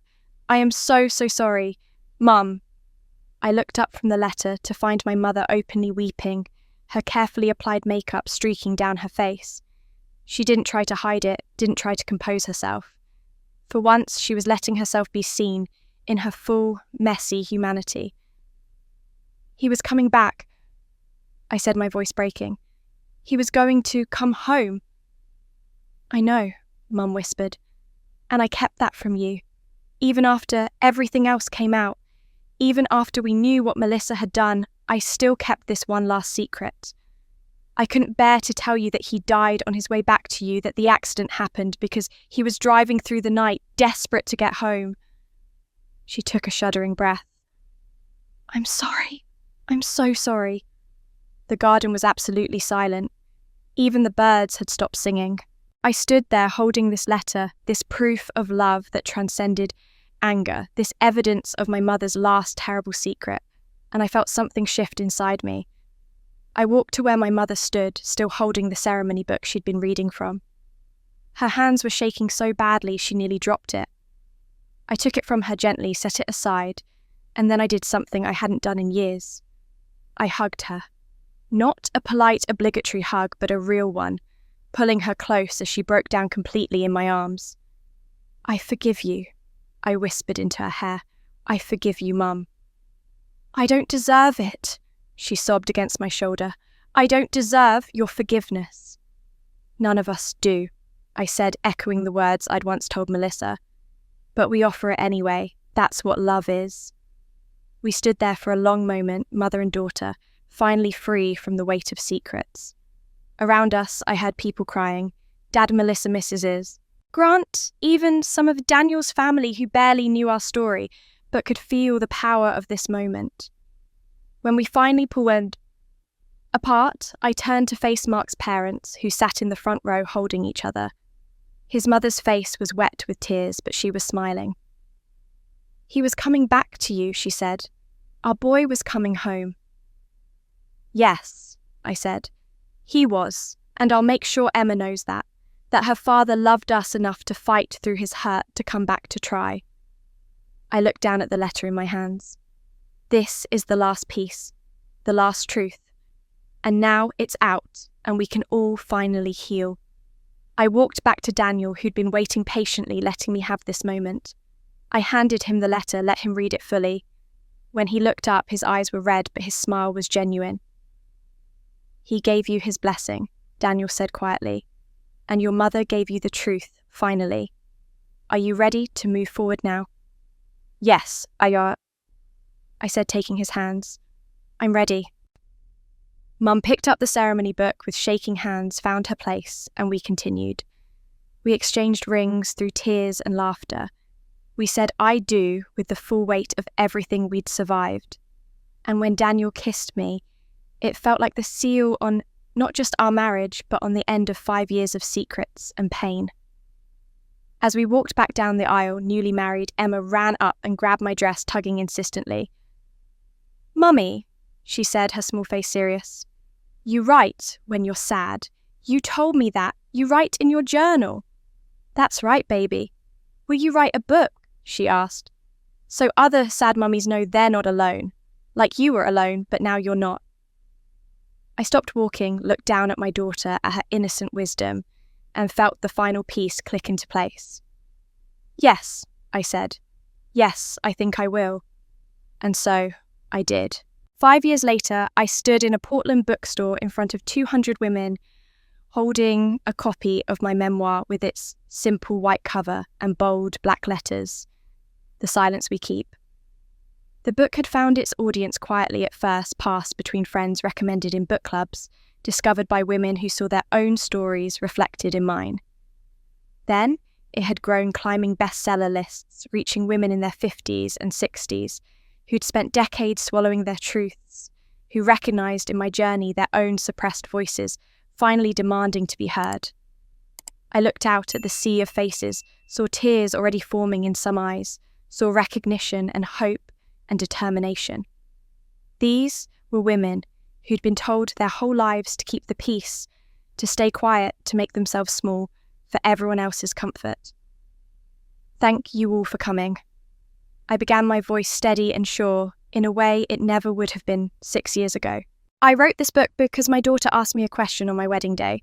She asked if I would write so that other sad mummies would know they weren't alone, and I realised that's exactly what I needed to do. I paused, gathering the words that had taken me years to fully understand. Here's what I learned through everything that happened to me, through the betrayal and the loss and the fighting back. Tragedy isn't what happens to you. Tragedy is when you let it silence you forever, when you swallow your truth so many times that eventually you forget you ever had one. Heads nodded throughout the audience. I saw women wiping their eyes. Your mess is your message, I continued. Your pain has purpose. The very things you're most ashamed of, the secrets you've been keeping, the parts of yourself you've hidden away, those are the things that connect you to other people who feel just as alone as you once did. I held up the book. This is my mess, and it became my message, not because I'm special or brave, but because I finally got tired enough of being invisible that speaking up became easier than staying silent. Someone in the back called out, "How did you find the courage?" "I didn't find courage," I said honestly. I found exhaustion. I found a daughter who deserved to see her mother stand up for herself. I found a breaking point where the cost of silence finally exceeded the cost of speaking. I leaned forward slightly. And here's what I want you to hear. Stop waiting for permission to be yourself. Stop waiting for the perfect moment or the right words or enough courage. The world needs your voice, not someday, not when you're ready, but today, right now. Exactly as messy and imperfect and scared as you are. The applause that followed was thunderous. After the reading, women lined up for hours to have their books signed, to share their own stories, to thank me for giving them permission to finally speak. One woman, probably in her 70s, leaned close as I signed her book and whispered, "I've been silent for 53 years. I'm going to start talking tomorrow." "Good," I said, squeezing her hand. "The world has been waiting to hear you." My publisher standing nearby smiled at the exchange. Mrs. Grant's son had found us 3 years ago through a DNA test, had reached out, tentatively unsure of his welcome. Now he ran a small, independent press that specialised in memoirs by women who'd been silenced. The once hidden child helping others be seen. The poetry of it wasn't lost on any of us. That evening, I drove home to the house Daniel and I had bought 2 years ago, the one with enough room for Emma's art supplies and Daniel's woodworking shop and my writing studio. Emma met me at the door, nearly 10 years old now, all long limbs and Mark's dark curls and questions that never stopped. "How was your reading, Mum?" "Beautiful," I said, lots of women finding their voices. She tilted her head, considering this. Why do people hide who they love? Why do they hide their voices?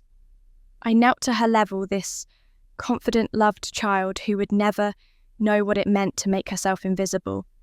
Because they forget that love isn't something to hide, it's something to share.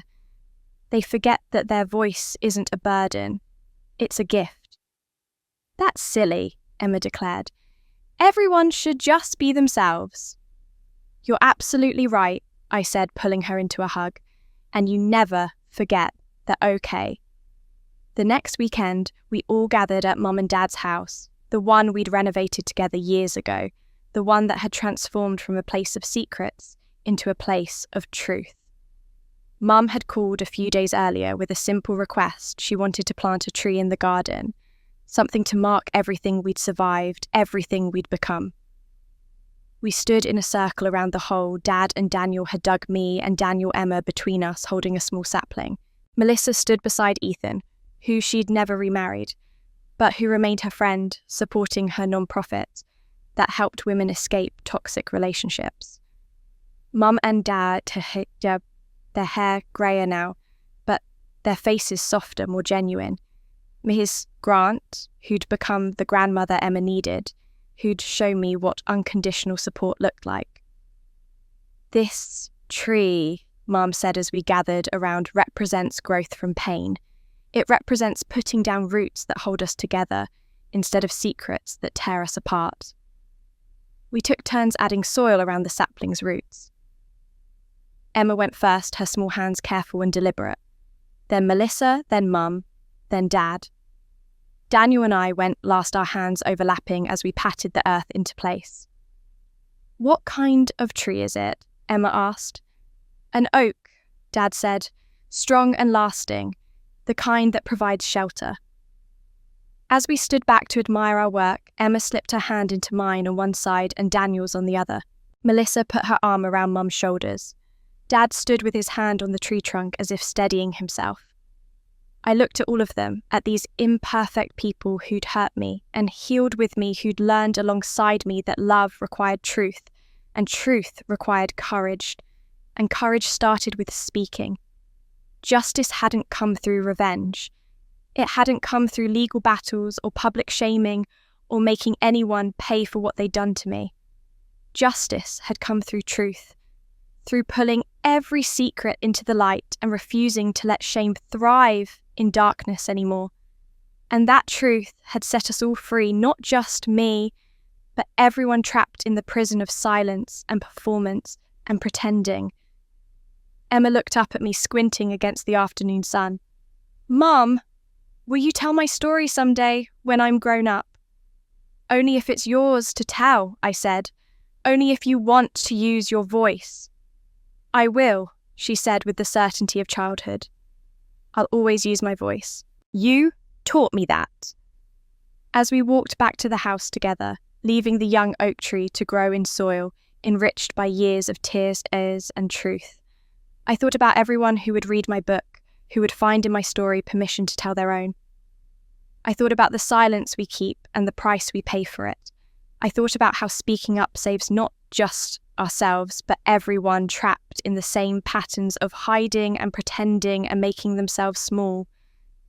This story was for everyone who was told to stay silent, who learned that their voice was too loud, or their truth was too messy, or their pain was too inconvenient for other people's comfort. This story was my message to them, simple and clear. Your voice matters. Use it, not someday, today, right now. The world has been waiting to hear you. Thank you so much for watching Heather's complete journey from silence to strength, from invisibility to empowerment, from broken to beautifully rebuilt. This has been a story about finding your voice after years of being told to stay quiet, about choosing truth over comfort, and about discovering that speaking up isn't selfish, it's survival. Over 25 chapters, we've witnessed Heather transform from the invisible daughter who swallowed every hurt into a woman who refuses to let anyone silence her again. Her transformation reminds us that finding your voice isn't about being perfect or fearless.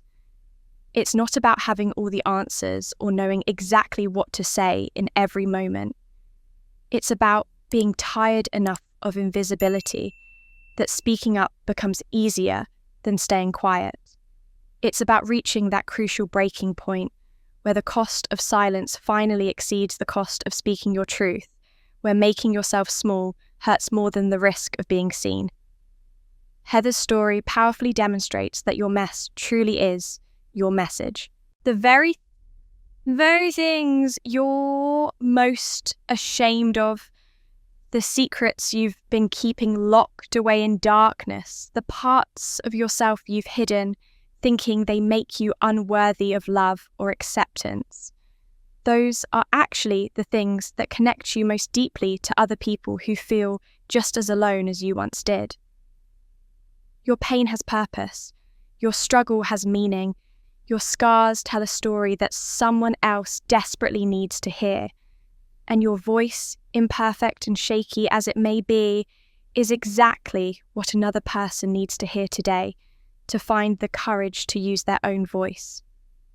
If this story resonated with you, if you saw pieces of yourself in Heather's struggle to be seen and heard, if you've ever felt like the invisible child in your own family or the forgotten person in your own life, I'd love to hear about it in the comments below. Have you ever had to choose between keeping the peace and speaking your truth? Have you ever swallowed your words so many times that you almost forgot you had a voice at all? What finally gave you the courage to speak up? Was it exhaustion, like Heather experienced, or was it something else entirely? What helped you realize that your silence was costing you too much? Your story matters just as much as Heather's does, and sharing it in the comments might be exactly what another viewer needs to read today. You never know who you might inspire, encourage, or give permission to by simply being honest about your own journey from silence to strength. Please subscribe to the channel and hit that notification bell so you never miss stories about resilience, redemption, breaking free from toxic family patterns, standing up to narcissistic manipulation, and the courage it takes to live authentically in a world that constantly tells you to be smaller. Every subscription tells me that these stories matter to you, that you want to hear more narratives about real people facing real struggles and finding their way through to the other side. It encourages me to keep creating content that honors the complexity of human experience, that doesn't shy away from pain, but also celebrates the very real possibility of healing and transformation, even when the wounds run deep.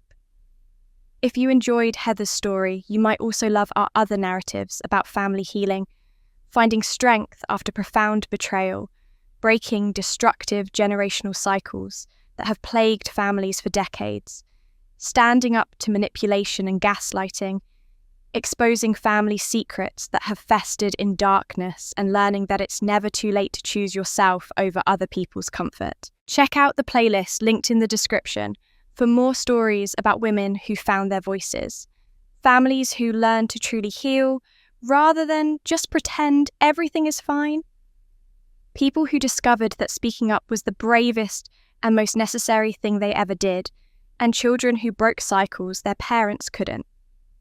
I also want to know what part of this story affected you most deeply. Was it Heather's initial silence and painful invisibility in her own family, watching her be dismissed and overlooked for years?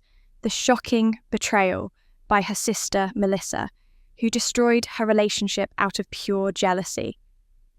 The moment Heather finally spoke up at the wedding and refused to stay quiet anymore, claiming her voice in front of everyone. Her father's confession that he knew something was wrong, but chose comfort over truth. Her mother's devastating confession about intercepting the pregnancy letter, keeping Mark from ever knowing he was going to be a father. The beautiful and hard-earned reconciliation and healing that came not from forgetting, but from facing the truth. The way little Emma taught everyone about the power of simple, uncomplicated forgiveness, or the final scene where they planted a tree together, symbolizing new growth from old pain. Let me know in the comments which scene or moment stayed with you after the story ended. Which part made you cry or cheer or think differently about your own life and relationships? Did you find Melissa's redemption arc believable? Do you think Heather forgave too easily, or was her approach to forgiveness healthy and boundaried? Would you have handled the situation differently? These are the conversations I love having with you in the comments, because they help us all think more deeply about our own relationships and choices. Remember what Heather learned through her painful but ultimately redemptive journey. Your voice isn't a burden to the people who truly love you. It's a gift they should treasure. Stop waiting for permission to be yourself. Stop waiting for the perfect moment or the right words or enough courage. The world needs your voice, not someday when you feel completely ready, but today, right now, exactly as messy and imperfect and scared as you are. Your truth matters. Your story matters. You matter. and the people who truly love you will celebrate your voice, not silence it. Thank you for being here. Thank you for listening to Heather's story with an open heart. Thank you for caring about these narratives of human resilience and transformation. And, most importantly, thank you for having the courage to use your own voice in whatever way feels right and authentic for you. Every comment you leave, every story you share, every time you speak your truth instead of swallowing it to keep someone else comfortable, you're breaking the silence for yourself and lighting the way for others who are still lost in the dark, still believing that invisibility equals safety. If you made it all the way to the end of this story, drop a heart emoji in the comments so I know you were here. And if this story changed something in you, even something small, I'd love to hear about it. I'll see you in the next story. Until then, remember that you matter. Your voice matters, your story deserves to be told, and silence may feel safe, but it's actually surrender. Choose to be seen. Choose to be heard. Choose yourself.